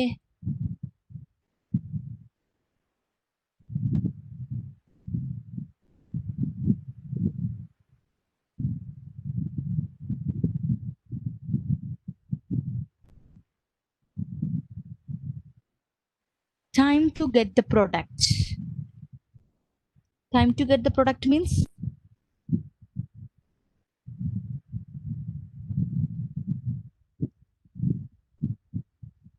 time to produce. ഓക്കെ, ഇപ്പോൾ സ്പെഷ്യൽ വൺ ടൈം ഓർഡർ ആണല്ലോ, ഒരുപാട് കസ്റ്റമൈസേഷൻസ് കാര്യങ്ങളൊക്കെ പറഞ്ഞിട്ടുണ്ടെങ്കിൽ ആ കസ്റ്റമൈസേഷനും കാര്യങ്ങളൊക്കെ ചെയ്യാനായിട്ട് നമുക്ക് അത്യാവശ്യം ടൈം വേണ്ടി വരും. അല്ലെങ്കിൽ എക്സ്പേർട്സിൻ്റെ ഒക്കെ എന്താ പറയണേ, ചില പ്രൊഡക്ട്സ് ഉണ്ടാവുമല്ലോ. Okay, relationship with clients comes. Either your point is right, because time to produce, yes, if ഒരു സ്പെഷ്യൽ വൺ ടൈം ഓർഡർ എന്ന് പറയുമ്പോൾ മേ ബി ഒരു കസ്റ്റമൈസ്ഡ് പ്രൊഡക്റ്റ് ആണെന്നുണ്ടെങ്കിൽ വൺ ടൈം ഓർഡറിൽ ഒരുപാട് കാര്യങ്ങൾ ഉണ്ടായിരിക്കും. കാര്യം, അപ്പോൾ ആ ഒരു കസ്റ്റമറുടെ സ്പെസിഫിക്കേഷൻസ് ഒക്കെ മീറ്റ് ചെയ്യണമെന്നുണ്ടെങ്കിൽ we will be requiring advice from the experts. അങ്ങനെ എക്സ്പേർട്സിൻ്റെയോ സ്പെഷ്യലിസ്റ്റിൻ്റെയോ അഡ്വൈസും കാര്യങ്ങളും സേവനങ്ങളും വേണമെന്നുണ്ടെങ്കിൽ അത് നമുക്ക് എക്സ്ട്രാ കോസ്റ്റ് ആയിരിക്കുള്ളൂ. സോ നമ്മൾക്ക് ആ ഒരു എക്സ്പെർട്ടിസം organization available we will be seeing it from outside, so that cost is an important thing. Yes, very good. Relationship with clients, with clients, with our existing clients alle. So usually special order ഒക്കെ വരുമ്പോൾ അവർ charge ചെയ്യുന്നുണ്ടാവുക usually less than നമ്മുടെ market പ്രൈസിനെ കാട്ടിയും കുറവ് price ഒക്കെ ആയിരിക്കും ചോദിക്കുന്നുണ്ടാവുക, demand ചെയ്യുന്നുണ്ടാവുക. they will be asking us to supply this at a lower price than that of a market. മാർക്കറ്റിലുള്ള പ്രൈസിനെക്കാട്ടും വളരെ കുറവ് പ്രൈസിനായിരിക്കും അവർ ചോദിക്കുന്നുണ്ടാവാം. In such case, this will affect our relationship with our existing clients. Our existing clients may feel discriminated because അവർക്ക് വളരെ high പ്രൈസിന് കൊടുക്കുന്നു, പക്ഷേ same സാധനം ചില കസ്റ്റമേഴ്സിന് ഇയാൾക്ക് വളരെ കുറഞ്ഞ പ്രൈസിന് കൊടുക്കുന്നു എന്ന് പറയുമ്പോൾ the customer will feel discriminated. കാരണം അവരിൽ നിന്ന് കൂടുതൽ പ്രൈസ് ചാർജ് ചെയ്തു, മറ്റവർക്ക് വളരെ കുറച്ച് പ്രൈസേ കൊടുത്തിട്ടുള്ളൂ എന്ന് കരുതി ഇറ്റ് വിൽ എഫക്ട്. അപ്പൊ ക്ലയൻസ് എന്തായിരിക്കും, ഓക്കെ നമ്മളിൽ നിന്ന് അവർ വളരെ എക്സോർബിറ്റന്റ് ആയിട്ടുള്ള പ്രൈസസ് ഒക്കെ ചാർജ് ചെയ്യുന്നുണ്ട്, the prices that we are paying is not reasonable. So the customer will be there may be a chance that our existing customer may move to some other companies അല്ലെ, മറ്റേതെങ്കിലും കമ്പനീസോ മറ്റേതെങ്കിലും പ്രൊഡ്യൂസേഴ്സിന്റെ അടുത്ത് പോയി എന്ന് വരാം. So there is a chance that it will affect our relationship with their existing clients and leading and ചിലർ പഴയ വേറെ വല്ല സപ്ലൈസിനൊക്കെ അവർ തപ്പിയിട്ടൊക്കെ പോകാം. So in such cases so and one more thing, ഇപ്പൊ ഒരു കമ്പനി നമ്മൾക്കൊരു സ്പെഷ്യൽ വൺ ടൈം ഓർഡർ തന്നു. If there is a chance of ഫ്യൂച്ചറിൽ കൂടുതൽ നമ്മൾക്ക് യൂണിറ്റ്സ് സെയിൽ കിട്ടാൻ സാധ്യതയുണ്ട്, ഫ്യൂച്ചറിൽ കൂടുതൽ ബിസിനസ് കിട്ടാൻ സാധ്യതയുണ്ടെന്ന് കരുതുക. സപ്പോസ് ഒരു അത്യാവശ്യം വലിയ റെപ്യൂട്ടഡ് ആയിട്ടുള്ള ഒരു കമ്പനി അവരുടെ ഒരു മെയിൻ കമ്പോണന്റ് നമ്മളിൽ നിന്ന് പർച്ചേസ് ചെയ്യാൻ തീരുമാനിക്കുകയാണ് കരുതുക. നമ്മളിത് പർച്ചേസ് ചെയ്യാൻ വേണ്ടിയിട്ട് അവർ നമുക്കൊരു വൺ ടൈം സ്പെഷ്യൽ ഓർഡർ തന്നു, ഒരു പ്രൈസിന് കോട്ട് ചെയ്ത് തന്നു എന്ന് വിചാരിക്കാം. നമ്മളത് വളരെ സാറ്റിസ്ഫാക്ടറി ആയിട്ട് കംപ്ലീറ്റ് ചെയ്ത് കൊടുത്ത് വളരെ ക്വാളിറ്റി ആയിട്ട് ഒരു പ്രൊഡക്റ്റാണ് ഡെലിവർ ചെയ്ത് കൊടുക്കുന്നെങ്കിൽ, ഇഫ് ദാറ്റ് വളരെ റെപ്യൂട്ടഡ് ആയിട്ടുള്ള വലിയൊരു കമ്പനി നമ്മുടെ വരികയാണ്, എന്നിട്ട് അവർ നമ്മുടെ പ്രൊഡക്റ്റ് നോക്കിയിട്ട് if they are highly satisfied, അവർ പ്രൊഡക്റ്റിന്റെ ക്വാളിറ്റി വളരെ എക്സലന്റ് ആണ് അവർക്ക് ബോധ്യപ്പെട്ടിട്ടുണ്ടെങ്കിൽ, yes they will come up with future orders. ഫ്യൂച്ചറിൽ ഇതിലും ബൾക്കായിട്ടുള്ള ഓർഡേഴ്സുമായിട്ട് അവർ വരാം. In such a case we could ensure future, നല്ല ബിസിനസ് ഇവരുമായിട്ട് എൻഷുർ ചെയ്യാൻ വേണ്ടി പറ്റും. In such a case even if the special one time price ഉണ്ടല്ലോ, അവർ നമ്മൾക്ക് തരുന്ന വൺ ടൈം പ്രൈസ് നമ്മുടെ കോസ്റ്റിനെക്കാട്ടും കൂടുതലാണെങ്കിൽ കൂടിയിട്ട് നമ്മൾ ചിലപ്പോൾ ആ ഒരു special one time order accept ചെയ്തേക്കാം. ബിക്കോസ് ഫ്യൂച്ചറിൽ നമ്മൾ കുറച്ചും കൂടെ ഫ്യൂച്ചറിൽ കൂടുതൽ ഓപ്പർച്യൂണിറ്റീസ് നമ്മൾ കാണുന്നുണ്ടെങ്കിൽ V will be accepting that special order. So cash point മാത്രമല്ല, ഇനി ഒരുപാട് വളരെ ഹൈ പ്രൈസിന് ഒരു സ്പെഷ്യൽ വൺ ടൈം ഓർഡർ തരികയെന്നും കൂടിയിട്ടും ചിലപ്പോൾ നമ്മൾ എന്താ പറയുന്നത്, അത് ആക്സെപ്റ്റ് ചെയ്യാൻ തീരുമാനിക്കില്ല. കാരണം ഇവർ ഈ ഒരു തവണ മാത്രം ഒരു ഓർഡർ തന്നു, പിന്നെ അവർ തരാൻ വേണ്ടി ഉദ്ദേശിക്കുന്നില്ല. ആ കമ്പനി ഒരു പർട്ടിക്കുലർ ഐറ്റം ഈ ഒരു തവണ പ്രൊഡ്യൂസ് ചെയ്യണു, അത് പിന്നീട് അവർ കണ്ടിന്യൂ ചെയ്യാൻ വേണ്ടി ഉദ്ദേശിക്കുന്നില്ല. ഒരു തവണത്തെ മാത്രം ഒരു ഐറ്റത്തിന് അവർ നമുക്കൊരു ഓർഡർ തന്നു, അത് നമ്മൾ മീറ്റ് ചെയ്ത് കൊടുത്തു. ഫ്യൂച്ചറിൽ നമ്മൾക്ക് യാതൊരു ബിസിനസ് ഒന്നും ആ കമ്പനിയായിട്ട് പിന്നെ കിട്ടാൻ വേണ്ടി പോകുന്നില്ല എന്ന് നമ്മൾ ഉറപ്പായിട്ടുണ്ടെങ്കിൽ, even though the price that they are providing to us is very large, we will not be willing to us. Because നമ്മൾ എന്താ പറയുക, നമ്മുടെ മാർക്കറ്റ് പ്രൈസിനെക്കാട്ടി ഇതായിരിക്കും, ബട്ട് നമ്മളത് അക്സെപ്റ്റ് ചെയ്യാൻ തയ്യാറാവില്ല. Because it will be affecting our existing. Current നമുക്ക് കുറച്ച് ക്ലയൻസ് ഉണ്ട്, ആ ക്ലയൻസിന് നമ്മൾ കണ്ടിന്യൂസ്ലി ഇങ്ങനെ സപ്ലൈ ചെയ്തുകൊണ്ടിരിക്കുക. ഇടയ്ക്ക് ഒരു ഇന്ററപ്ഷൻ വന്നിട്ടുണ്ടെങ്കിൽ ആ ഒരു സപ്ലയർ റിലേഷൻഷിപ്പ്, ആ ഒരു കസ്റ്റമർ സപ്ലയർ റിലേഷൻഷിപ്പിനെ വളരെ കാര്യമായിട്ട് ബാധിക്കും എന്നുള്ള ഒരു സിറ്റുവേഷൻ ഉണ്ടെന്നുണ്ടെങ്കിൽ we will not be terminating our existing business. കാരണം നമ്മുടെ കയ്യിൽ സഫീഷ്യന്റ് കപ്പാസിറ്റി ഇല്ല. അപ്പൊ നമ്മൾ എക്സിസ്റ്റിംഗ് ബിസിനസ്സിനെ വേണ്ടാന്ന് വെച്ചിട്ടായിരിക്കണം ഈ ഓർഡർ ആക്സെപ്റ്റ് ചെയ്യുന്നത്.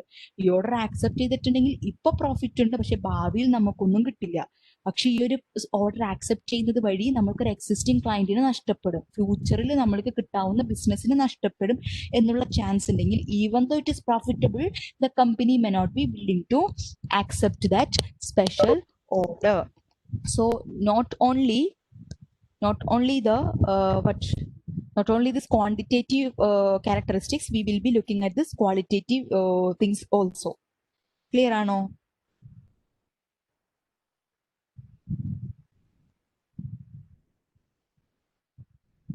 Yes.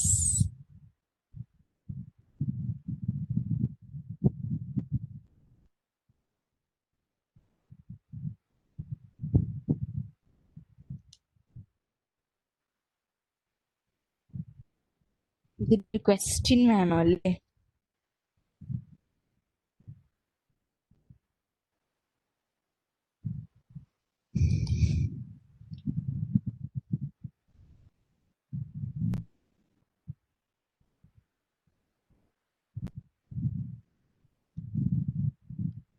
So let me take an example problem. ഒരു എക്സാമ്പിൾ ക്വസ്റ്റ്യൻ എടുക്കട്ടെ കേട്ടോ.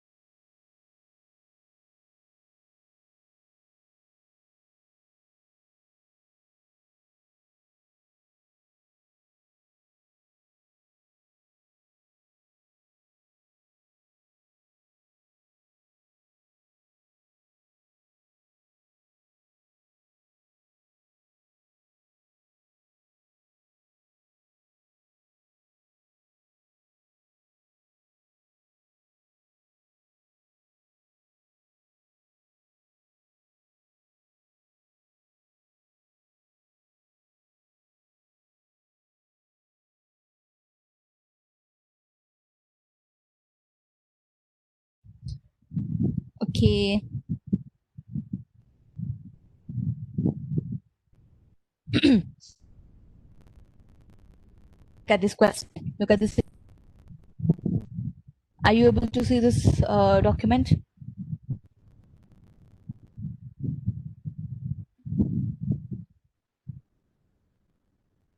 Yes.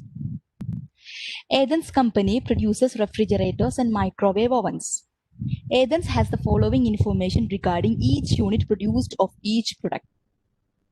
Refrigerators and microwave ovens ഒക്കെയാണ് produce ചെയ്യുന്നത്. So the refrigerator and microwave details നമുക്ക് തന്നിട്ടുണ്ട്. Units produced per week, machine hours required per unit, sales price, variable cost, contribution per unit, fixed cost per unit, profit per unit. All these informations are provided to us. All of the variable cost will be avoided if a unit is not produced. So variable costs are avoidable, which means that they are all relevant. However, all of the fixed costs will continue if a unit is not produced, because fixed costs do not change in total as production volume changes. So this fixed cost will continue if a unit is not produced. Or unit produce ചെയ്താലും ഇല്ലെങ്കിലും fixed cost ചെയ്യും, which means that fixed cost is unavoidable, so they are not relevant. Since the fixed cost will continue without change, they will simply be allocated to other units produced. Yes, simple fixed costs are unavoidable. They are not relevant. Time customer comes to Athens and offers to buy 200 refrigerators. If Athens is able to provide refrigerators at a lower price than its competitors, or one-time customer variyana, and they are asking us for what 200 refrigerators.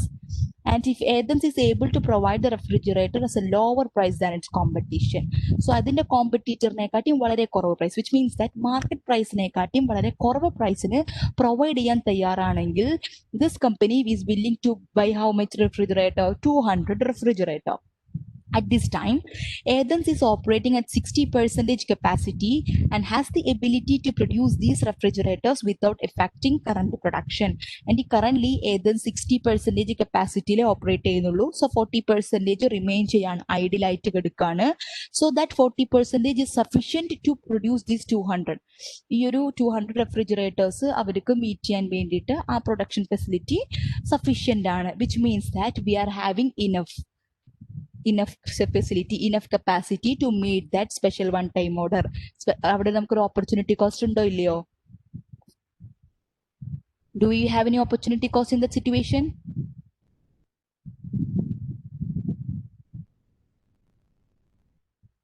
Yes, because we are having enough capacity, sufficient capacity നമ്മൾക്കുണ്ട്. ഇനി the minimum price that, okay, let's discuss whether Athens should accept this offer or not.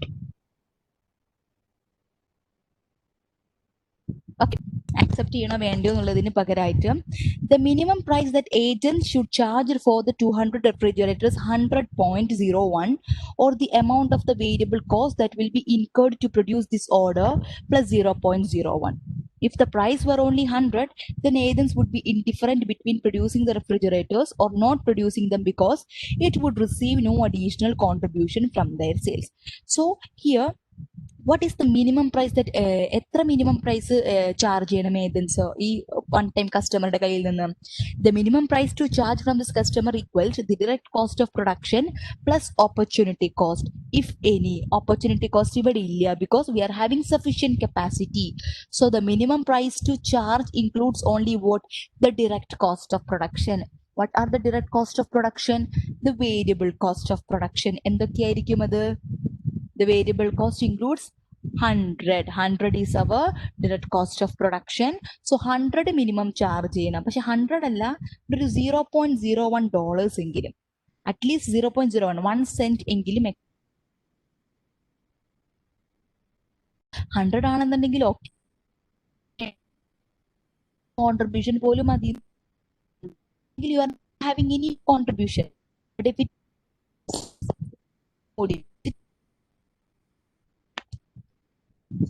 hello,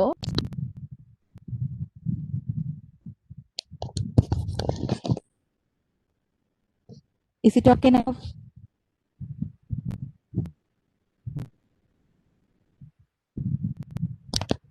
Okay.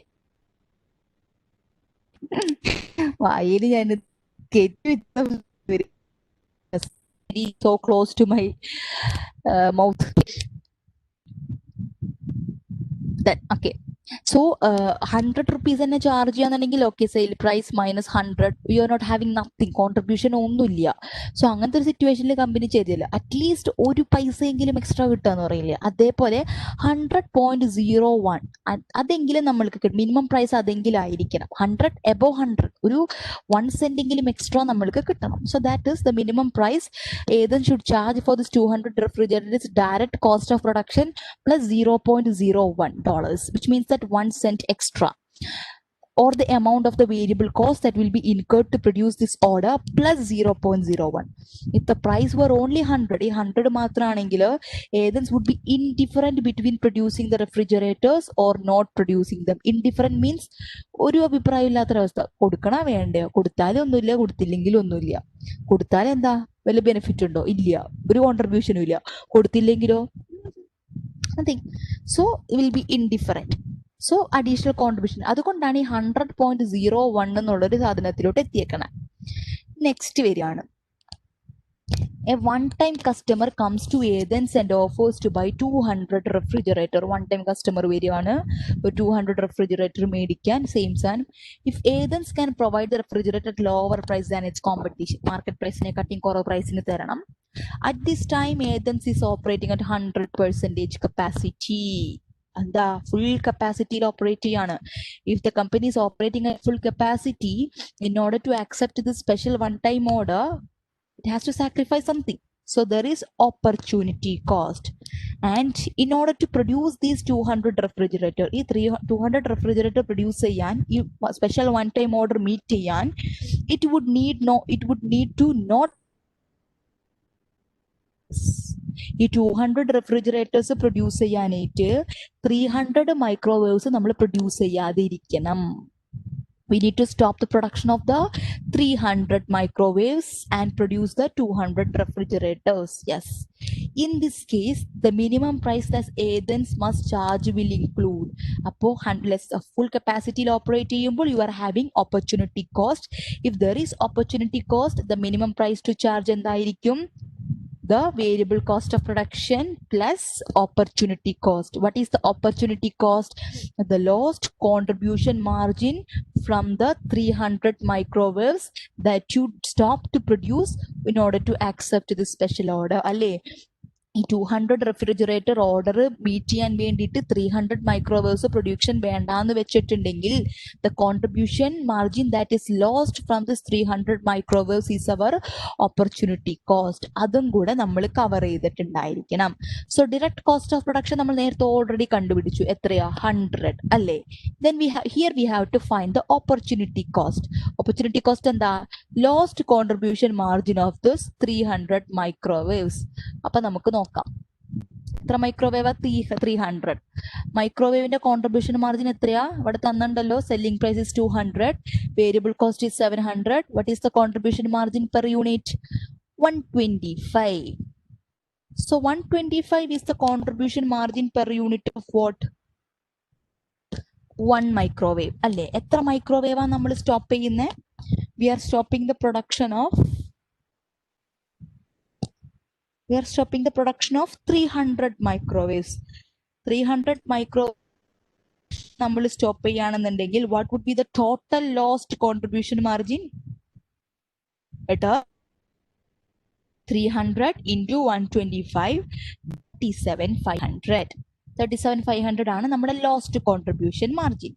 So this 37,500 opportunity cost needs to be met by what? This 200 refrigerator. അങ്ങനെയാണെന്നുണ്ടെങ്കിൽ this 37,500 divided by 200, 187.5 വെച്ചിട്ട് ഓരോ റെഫ്രിജറേറ്ററും extra നമ്മൾക്ക് charge ചെയ്യണം. So അപ്പൊ 187.5 plus 100.01 എന്തായിരിക്കും? 287.51 per refrigerator നമ്മൾ charge ചെയ്യണം. മനസ്സിലായോ? ആ ഡയറക്റ്റ് കോസ്റ്റ് ഓഫ് പ്രൊഡക്ഷൻ കൂടാതെ ഈ എക്സ്ട്രാ നമ്മുടെ ഈ ഓപ്പർച്യൂണിറ്റി കോസ്റ്റ് കൂടെ നമ്മൾ ചാർജ് ചെയ്യണം. ഓപ്പർച്യൂണിറ്റി കോസ്റ്റ് എന്താ? It is the lost contribution margin. അപ്പോൾ contribution margin of 1 microwave into how many microwave നമ്മൾ സ്റ്റോപ്പ് ചെയ്യുന്നു? 300. So 37,500 is the lost contribution margin. These 37,500 എത്ര റെഫ്രിജറേറ്റർ വെച്ച് നമ്മൾ കവർ ചെയ്യണം? 200 റെഫ്രിജറേറ്റർ. സോ 1 റെഫ്രിജറേറ്റർ എത്ര ചാർജ് ചെയ്യണം എക്സ്ട്രാ? 187.5 വെച്ചിട്ട് അവർ നമ്മൾക്ക് എക്സ്ട്രാ ചാർജ് ചെയ്യണം. സോ ടോട്ടൽ നമ്മുടെ സ്പെഷ്യൽ വൺ ടൈം ഓർഡറിന്റെ പ്രൈസ് എത്ര ചാർജ് ചെയ്യണം? 100.1 variable cost per production plus this opportunity cost 187.5 plus 0.01 extra ആയിട്ടുള്ള അതെങ്കിലും നമ്മൾ ചാർജ് ചെയ്തിരിക്കണം. Are you clear with this explanation?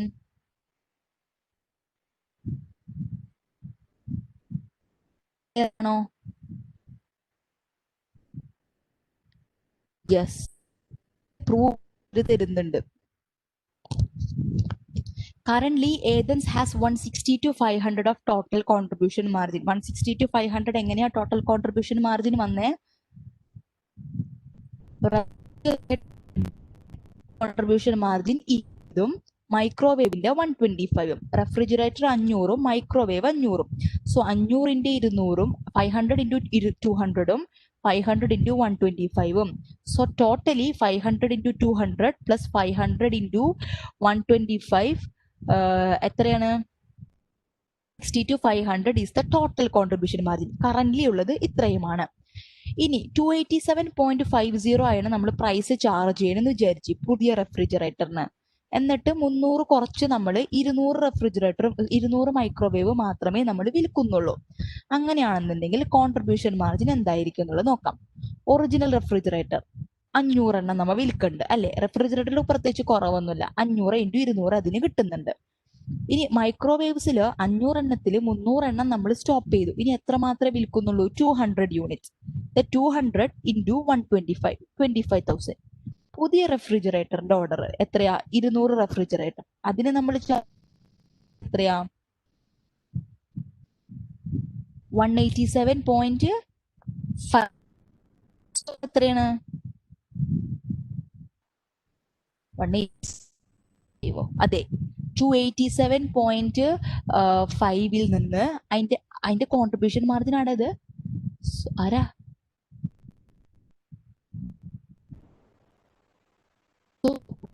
87.5 ആണ് അതിന്റെ സെല്ലിംഗ് പ്രൈസ് അല്ലെ? അതല്ലേ നമ്മൾ ചാർജ് ചെയ്യണേ. അതിന് നമ്മൾ അതിന്റെ മാർജിനൽ വേരിയബിൾ കോസ്റ്റ് എത്രയാ? 100. കുറച്ച് കളയുമ്പോൾ അതിന്റെ കോൺട്രിബ്യൂഷൻ മാർജിൻ എത്രയാ? 187.5. ആ 187.5 നമ്മൾ അതിൽ നിന്ന് അങ്ങോട്ട് കുറച്ച് കളയും. So what is it? 187.5 വെച്ചിട്ട് ഇൻറ്റു ചെയ്യുമ്പോൾ you will get the contribution to be 37,500. Total എത്രയാ? 160 to 500.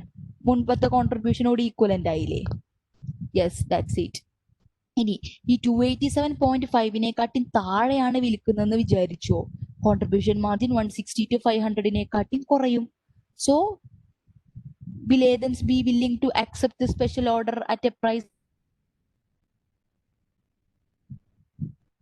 Its variable cost of production and opportunity cost? No, because at a price lower than this variable cost of production and opportunity cost, Athens contribution margin, Athens will be suffering a loss. So they will not be willing to accept the special order if മറ്റ് qualitative കാര്യങ്ങളൊന്നും exist ചെയ്യുന്നില്ല എന്നുണ്ടെങ്കിൽ. Irrespective we are not considering other things.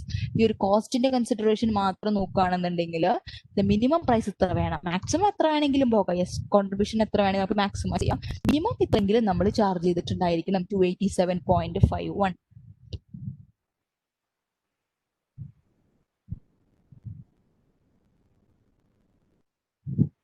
Clear ആണ്?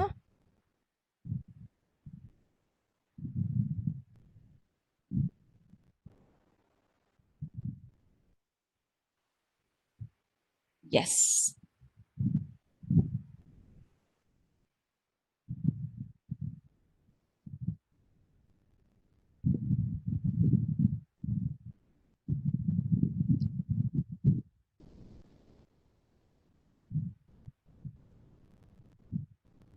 So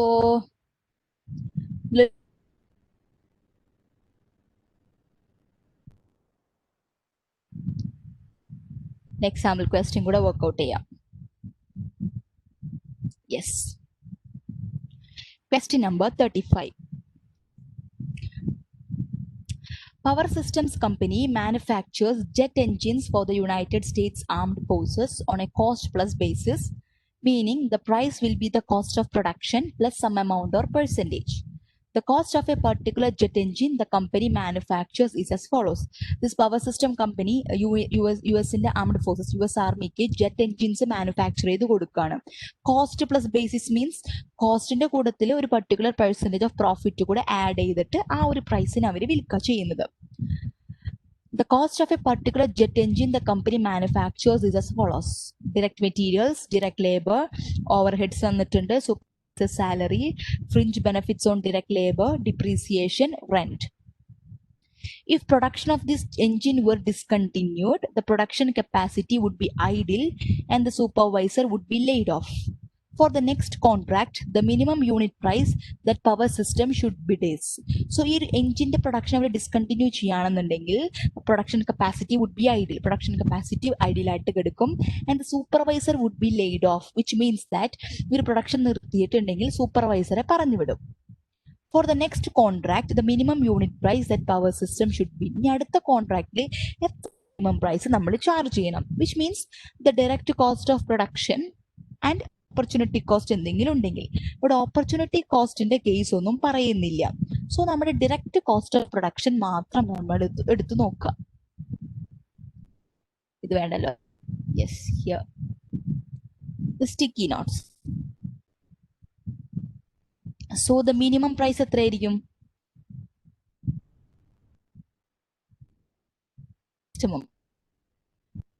What would be the minimum price? Minimum price includes the direct or variable cost of production. Yes. What is includes? Direct material included ആയിരിക്കും, direct labour included ആയിരിക്കും. Direct ആയിട്ട് നമ്മൾ include ചെയ്യുന്നതാണ്. സൂപ്പർവൈസറുടെ salary included ആവുമോ? Supervisor salary നമ്മൾ include ചെയ്യില്ല. Because ഈ പ്രൊഡക്ഷൻ സ്റ്റോപ്പ് ചെയ്തിട്ടുണ്ടെങ്കിൽ സൂപ്പർവൈസറെ നമ്മൾ ജോലിക്ക് എടുക്കില്ല, സൂപ്പർവൈസറെ പറഞ്ഞു വെക്കും. So the supervisor salary എടുക്കുമല്ലയോ?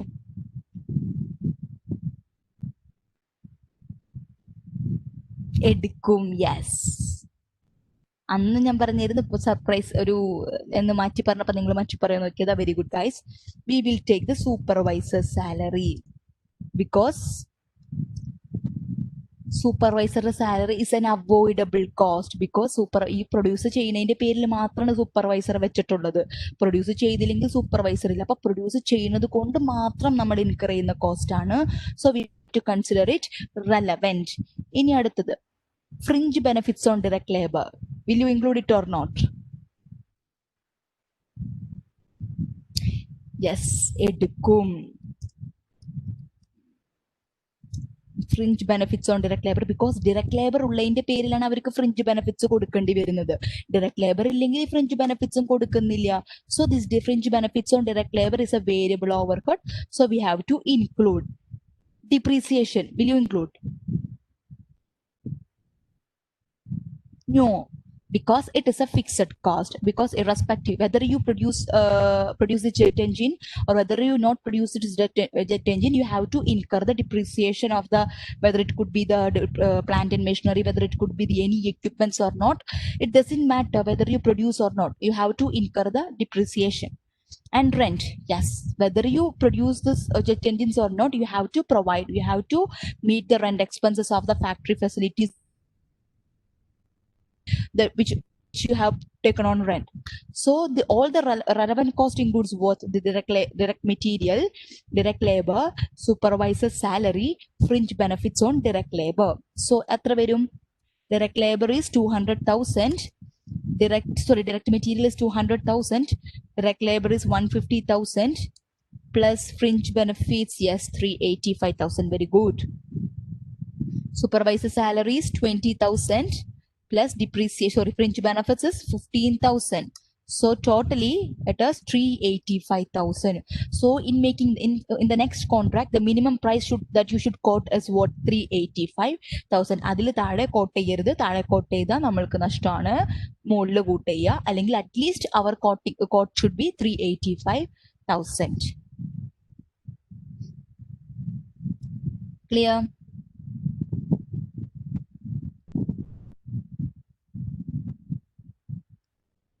Yes.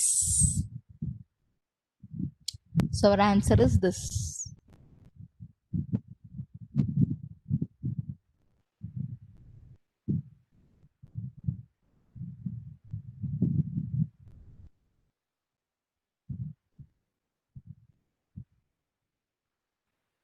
Yes.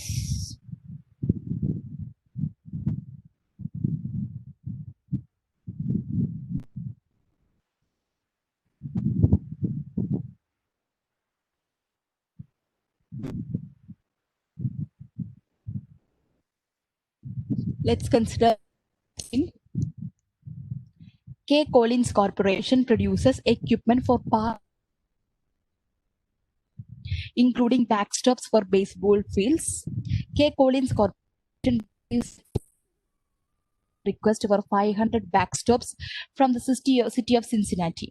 So this K. Collins Company Corporation, they are park and playground equipments. അതാണ് പാർക്കും പ്ലേഗ്രൗണ്ട് എക്യുപ്മെന്റ്സ് ഒക്കെയാണ് അവർ ഉണ്ടാക്കുന്നത്. ആൻഡ് ബേസ്ബോൾ ഫീൽഡിനുള്ള ബാക്ക് സ്റ്റോപ്സും ഉണ്ടാക്കുന്നുണ്ട്.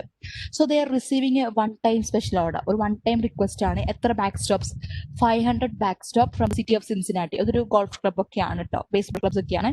ഗോൾഫ് ക്ലബ്, ബേസ്ബോൾ ക്ലബ് ഒക്കെയാണ് city of Cincinnati. So the backstop in the selling price and cost details are provided us. And the selling price 250, cost direct material, direct labor, variable manufacturing overhead, fixed manufacturing overhead, variable selling cost, which is shipping, fixed selling cost 15. So operating profit informations are provided to us. In the question and the currently K. Collins has sufficient capacity to produce this order without having to reduce production of any other items. Sufficient capacity and important information. What does having sufficient capacity indicates? Sufficient capacity ഉണ്ട് എന്ന് പറയുമ്പോൾ എന്തായിരിക്കും അതിന്റെ indication? Yes, no opportunity cost. Yes. So question എന്താ? The minimum price per backstop that K. Collins would charge. Yes, good. Opportunity cost. Yes. The minimum price per backstop that K. Collins would charge Cincinnati for this order is. A minimum price എന്തായിരിക്കും?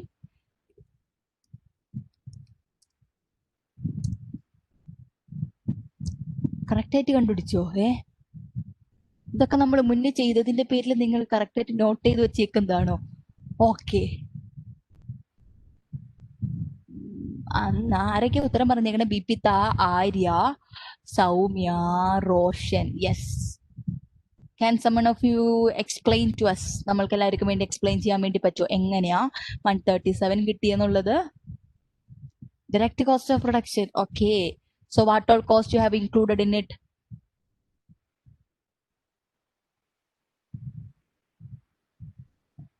Direct material, direct labor, variable manufacturing overhead, variable selling cost, 90 plus 25 plus 18 plus 4.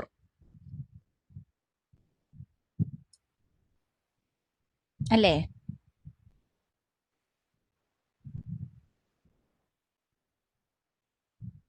അങ്ങനെ തന്നെയല്ലേ? Yes.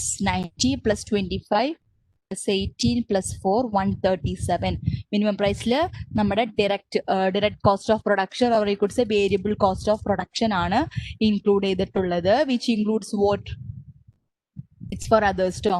മനസ്സിലാവാത്തവരുണ്ടെങ്കിൽ അവർക്ക് വേണ്ടിയിട്ട് direct material, direct labour will be the variable manufacturing overhead and variable selling cost. Especially mentioned ആണ് shipping എന്ന് പറഞ്ഞിട്ടുണ്ട്. Variable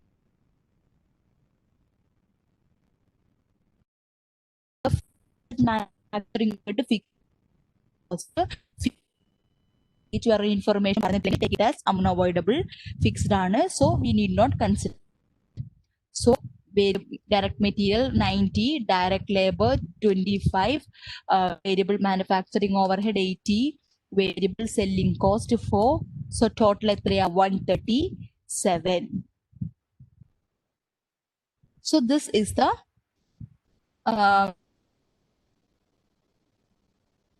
capacity. ഇനി അടുത്തത്, currently K Collins is operating at 100% capacity, and in order to produce this special order, the company would need to stop production of another product completely. This other product provides $15,000 of contribution to K Collins. Under these circumstances, the minimum amount that K Collins would charge is 100% കപ്പാസിറ്റിയിലാണ് operate ചെയ്യുന്നത്. ഈ ഒരു special order produce ചെയ്യാൻ വേണ്ടിയിട്ട് വേറൊരു പ്രൊഡക്റ്റിന്റെ production completely stop ചെയ്യണം.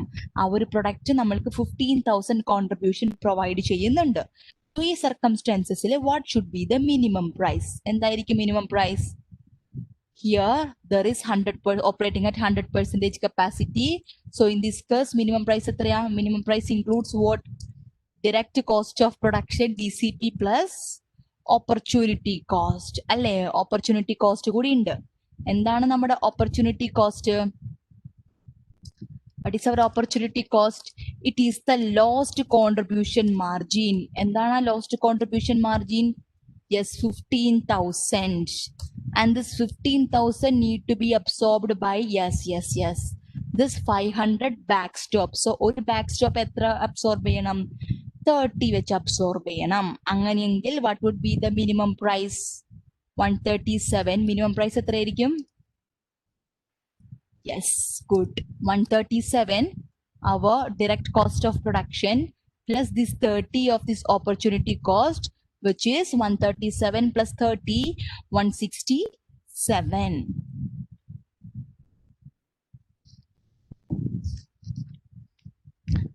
നമ്മൾ മുന്നേ discuss ചെയ്തിട്ടുണ്ടോ ഈ problem?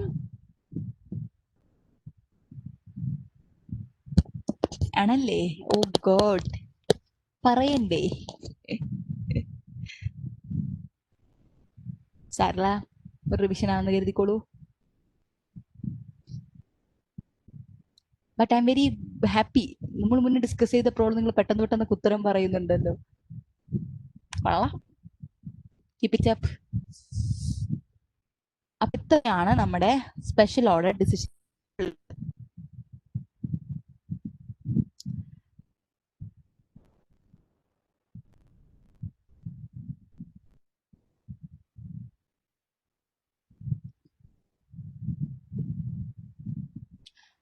And do you have any doubts regarding any topics discussed today, like make or buy? Already നമ്മൾ കംപ്ലീറ്റ് ചെയ്ത ടോപ്പിക് ആണെന്ന് അറിയാം. എങ്കിലും നിങ്ങൾക്ക് എന്തെങ്കിലും ഡൗട്ട്സോ ക്ലാരിഫിക്കേഷൻസോ എക്സ്ട്രാ ആവശ്യമുണ്ടോ?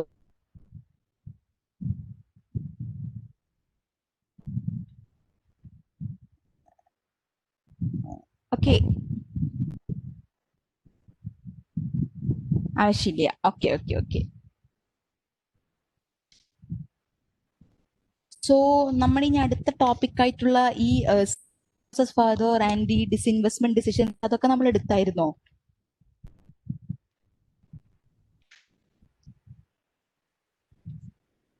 എടുത്തായിരുന്നല്ലേ?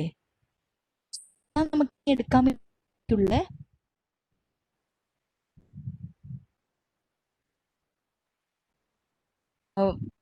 സെപ്റ്റംബർ ഒരു first. Okay okay, problems. Okay, അത് ഓർമ്മയുണ്ട്. ഷൂട്ടിൽ നിന്ന് കിട്ടിയ ഇൻസ്ട്രക്ഷൻ, ആ തിയറി പോർഷൻസ് ആദ്യം ഫുൾ ആയിട്ട് കംപ്ലീറ്റ് ചെയ്യുക. എന്നിട്ട് നിങ്ങൾ കൂടെ നിങ്ങളുടേതായിട്ടുള്ള പ്രസന്റ് ഒക്കെ ചെയ്ത് മീൻസ് വർക്ക്ഔട്ട് ഒക്കെ ചെയ്തിട്ട് ഡൗട്ട്സ് കൂടെ വരുമ്പോൾ അതും കൂടെ ക്ലിയർ ചെയ്യുന്ന രൂപത്തിൽ ക്വസ്റ്റ്യൻ ആൻസർ സെഷൻ വെച്ചാൽ മതി എന്നാണ് പറഞ്ഞേക്കുന്നത്. This instruction right from this institution ഇങ്ങനെയാണ് കിട്ടിയേക്കുന്നത്. അല്ലെങ്കിൽ ഞാൻ ക്വസ്റ്റ്യൻസ് ഒരു ടോപ്പിക് കഴിഞ്ഞിട്ട് ടോപ്പിക്കിന്റെ ക്വസ്റ്റ്യനിലോട്ട് പോകാറുള്ളൂ. സോ ഇങ്ങനെ സ്പെസിഫിക്കലി ഒരു ഇൻസ്ട്രക്ഷൻ തന്നതിന്റെ പേരിൽ എനിക്ക് അതനുസരിച്ചിട്ട് ചെയ്യാൻ വേണ്ടി പറ്റുള്ളൂ. സോ നമ്മുടെ ഇനി അടുത്ത പ്രൈസിങ്ങും കൂടെ കഴിച്ചിട്ടതിന് ശേഷമേ നമ്മൾ ക്വസ്റ്റ്യൻസിലോട്ട് പോകുന്നുള്ളൂ. അതർവൈസ് ഞാൻ ചോദിക്കട്ടെ, ഒന്നുകൂടെ ക്ലാരിഫിക്കേഷൻ ചോദിക്കട്ടെ, എന്താ പറയണമെന്ന് നോക്കട്ടെ. ഞാൻ പ്രോബ്ലം ചെയ്യാൻ കിട്ടണില്ല. അത് എനിക്കും മറ്റേ പഠിക്കുന്ന സമയത്ത് കിട്ടുമായിരുന്നില്ല. ബിക്കോസ് ഒരു ലോജിക് ഉണ്ട്, ആ ലോജിക്ക് നമുക്ക് ഉണ്ടാവില്ല, പ്രത്യേകിച്ച് ഉണ്ടാവില്ല. ക്വസ്റ്റ്യനിൽ എന്തെങ്കിലുമൊക്കെ ഒരു ട്വിസ്റ്റ് അവിടെ എവിടെയെങ്കിലും ഒടിഞ്ഞെടുക്കുന്നുണ്ടായിരിക്കും.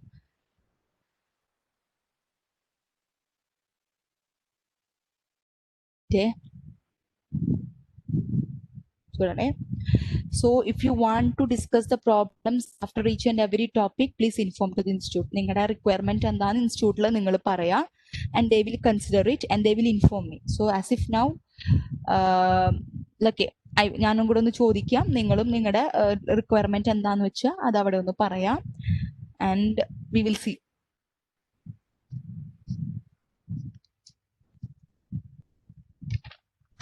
ഓക്കെ, ഡിസ്ഇൻവെസ്റ്റ്മെന്റ് കഴിഞ്ഞായിരുന്നു, നമ്മുടെ ഡിസ്ഇൻവെസ്റ്റ്മെന്റ് ഡിസിഷൻ ഒക്കെ കഴിഞ്ഞല്ലേ? സോ അത്യാവശ്യം പോർഷൻസ് ഒക്കെ നമ്മുടെ അപ്പൊ കഴിഞ്ഞിട്ടുണ്ടല്ലേ. ഇനി പ്രൈസിങ്ങും പ്രൈസിങ് സ്ട്രാറ്റജിയും ആണല്ലേ മെയിൻ ആയിട്ടുള്ള problem. And the problems, yes, ഈ is make or buy special order ഡിസിഷനിലെ പ്രോബ്ലംസ് ആണ് മെയിൻ ആയിട്ട് റിമെയിൻ ചെയ്യുക. സോ എന്തായാലും അതും കൂടെ ഞാൻ നോക്കാം.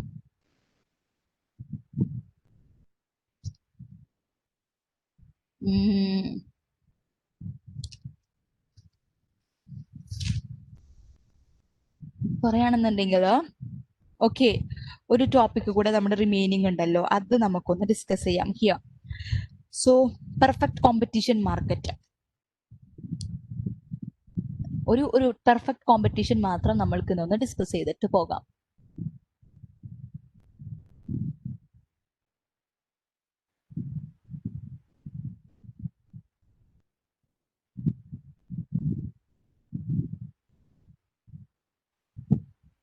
Just a moment. Let me take the document.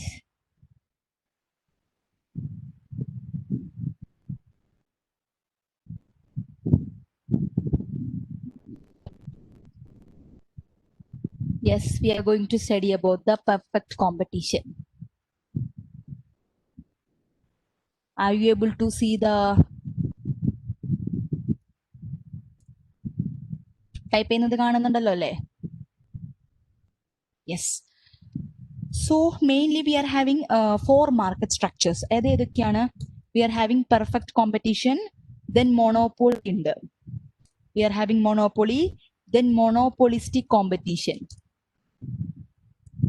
Monopolistic competition. എന്താ സ്പെല്ലിംഗ് ഒക്കെ ഇങ്ങനെ? Okay, monopolistic competition. Then we have what? Oligopoly. ഇതാണ് നമ്മുടെ main market structure. So this perfect competition, monopoly, and this monopolistic competition നമുക്കറിയാം, it's a combination of this perfect competition, ഈ perfect competition and monopoly ചേർന്നതാണ് നമ്മുടെ monopolistic competition എന്ന് പറഞ്ഞിട്ടുണ്ടെങ്കിൽ. Okay, here we are going to study about what? The perfect competition only. Perfect കോമ്പറ്റീഷനെ കുറിച്ചാണ് നമ്മൾ ഇവിടെ പഠിക്കാൻ വേണ്ടി പോകുന്നത് here. So in this perfect competition, we know that there exists perfect competition. So main characteristics of this perfect competition market നമ്മൾ പറയുകയാണെന്നുണ്ടെങ്കിൽ what are they? Large number of buyers and sellers അല്ലേ? when you നമ്മൾ ഡിഗ്രിക്ക് കുറേ degree പഠിച്ചിട്ടുണ്ട്, +1 +2 നമ്മൾ പഠിച്ചിട്ടുണ്ട്. this perfect competition market, there is perfect competition, which means that large number of buyers and sellers. ഒരുപാട് ബയേഴ്സ് ഉണ്ട്, ഒരുപാട് സെല്ലേഴ്സ് ഉണ്ട്. സോ അവിടെ ഒരുപാട് സെല്ലേഴ്സ് ഉണ്ടെന്ന് പറഞ്ഞിട്ടുണ്ടെങ്കിൽ there is a competition, large competition അവിടെ ഉണ്ട്. and huge number of buyers and sellers, ഒരുപാട് ബയേഴ്സും സെല്ലേഴ്സും ഈ ഒരു മാർക്കറ്റിൽ ഉണ്ട്. and they are selling what? Products are standardized, homogeneous, standardized homogeneous products ആയിരിക്കും, which means that എല്ലാ പ്രൊഡക്റ്റും സ്റ്റാൻഡർഡൈസ്ഡ് പ്രൊഡക്റ്റ് ആ, ഹോമോജീനിയസ് പ്രൊഡക്റ്റ് ആണ്. ഒരു പ്രൊഡക്റ്റിനെ മറ്റൊരു പ്രൊഡക്റ്റിൽ നിന്ന് ഡിസ്റ്റിംഗ്വിഷ് ചെയ്ത് കാണാൻ പറ്റില്ല, because the product, one product may be indistinguishable from other product. The products are standardised and homogeneous in nature. Sellers are indistinguishable. Sellers are virtually indistinguishable. കാരണം product ഒക്കെ എല്ലാം സെയിം ആയതിന്റെ പേരിൽ ഏത് പ്രൊഡക്റ്റ് ഏത് ആളിൽ നിന്നുള്ളത് കാര്യം ഇറ്റ് ഈസ് ഇൻഡിസ്റ്റിംഗ്വിഷബിൾ. മീൻസ് സെല്ലേഴ്സിനെ നമ്മൾക്ക് വേർതിരിച്ചറിയാൻ വേണ്ടിയിട്ട് പറ്റില്ല. sellers are indistinguishable and buyers are indifferent to sellers. Buyers are indifferent. ഏത് സെല്ലറുടെ കയ്യിൽ നിന്ന് മേടിച്ചാലും കാര്യമില്ല, മീൻസ് ഏത് സെല്ലറുടെ കയ്യിൽ നിന്ന് മേടിച്ചാലും ഒരേപോലെയാണ്. കാരണം എന്താ, എല്ലാ സെല്ലേഴ്സും ഇൻഡിസ്റ്റിങ്വിഷബിൾ ആണ്, എല്ലാ പ്രൊഡക്ട്സും സ്റ്റാൻഡർഡൈസ്ഡും ഹോമോജീനിയസ് ആണ്. So buyers are indifference to sellers. Sellers indifferent ആണ്. ഏത് സെല്ലർ തിരഞ്ഞെടുക്കണമെന്നുള്ളതിനെ പറ്റിയിട്ട് പ്രത്യേകിച്ച് ഒപ്പീനിയൻ ഒന്നുമില്ല, ആരായാലും ഓക്കെ ആണെന്നുള്ളത്. So sells at what? Products sells at what? Market price. Market priceലാണ് അവിടെ സെൽ ചെയ്യുന്നത്, which means that in the perfect competition sellers are what? Sellers are price takers എന്ന് പറയും, which means that മാർക്കറ്റിൽ എന്താണോ price ആ price അവർ accept ചെയ്യുന്നു. മാർക്കറ്റിലുള്ള പ്രൈസിന് അവർക്ക് എത്ര വേണമെങ്കിലും വിൽക്കാൻ വേണ്ടിയിട്ട് പറ്റും. So they will be willing to sell at the market price. Market പ്രൈസിൽ അവർക്ക് എത്ര വേണമെങ്കിലും വിൽക്കാം. മാർക്കറ്റ് പ്രൈസിൽ നിന്ന് കൂട്ടുകയാണെന്നുണ്ടെങ്കിൽ they will lose their customers. Market പ്രൈസിൽ താഴെയാണെന്നുണ്ടെങ്കിൽ അവർക്ക് പ്രോഫിറ്റ് ഉണ്ടാവില്ല, പ്രോഫിറ്റും കുറവായിരിക്കും. So what will do? They will be selling it at the market price and they are the market takers.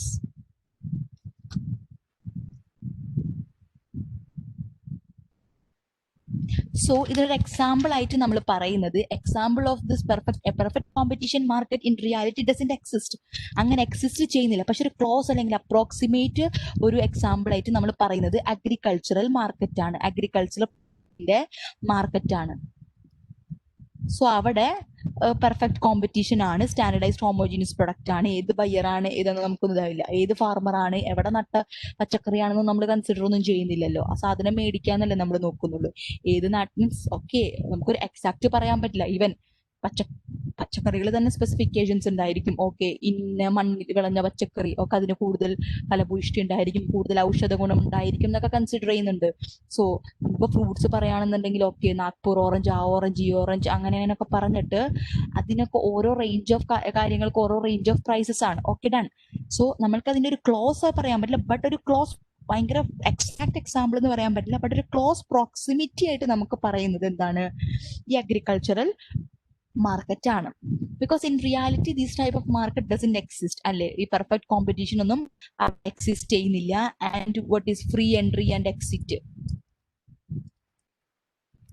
ആർക്ക് വേണമെങ്കിലും എൻട്രി ചെയ്യാം, ആർക്ക് വേണമെങ്കിലും മാർക്കറ്റിൽ നിന്ന് എങ്ങനെ വേണമെങ്കിലും എക്സിറ്റ് ചെയ്യാം. നോ ട്രേഡ് ബാരിയേഴ്സ് ഒന്നും അവിടെ ഇല്ല. That is a characteristic of the perfect competition market.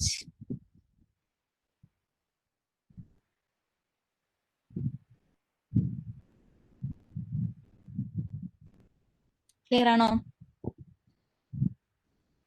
ഞാൻ പെർഫെക്റ്റ് കോമ്പറ്റീഷൻ്റെ ഇൻട്രൊഡക്ഷൻ തന്നതാണ്. നാളെ അതിന് ക്ലിയർ ആയിട്ട് മീൻസ് ഒരു ഡിസ്റ്റിങ്വിഷ് ആയിട്ട് ഞാൻ പറഞ്ഞുതരാം. So large number of buyers and sellers are the products are very standardised homogeneous ആയിട്ടുള്ള പ്രൊഡക്റ്റ് ആയിരിക്കണം. ഒരു പ്രൊഡക്റ്റിൽ നിന്ന് മറ്റൊരു പ്രൊഡക്റ്റിൽ നിന്ന് നമ്മൾക്ക് വേർതിരിച്ചറിയാൻ പറ്റില്ല. Sellers are indistinguishable, therefore the buyers are indifferent to sellers. ഏത് സെല്ലർ എടുത്താലും okay, no scene.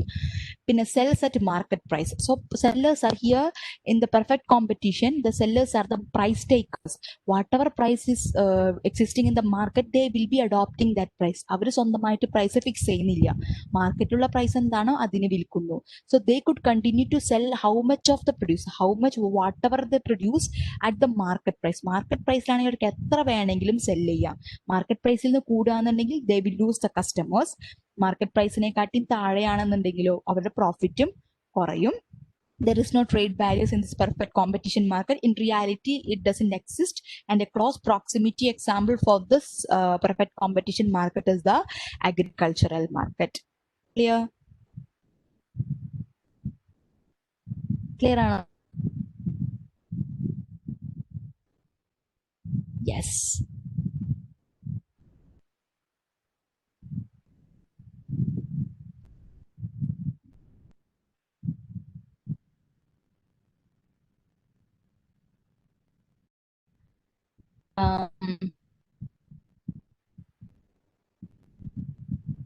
So at 30, so can we wind up our today's class?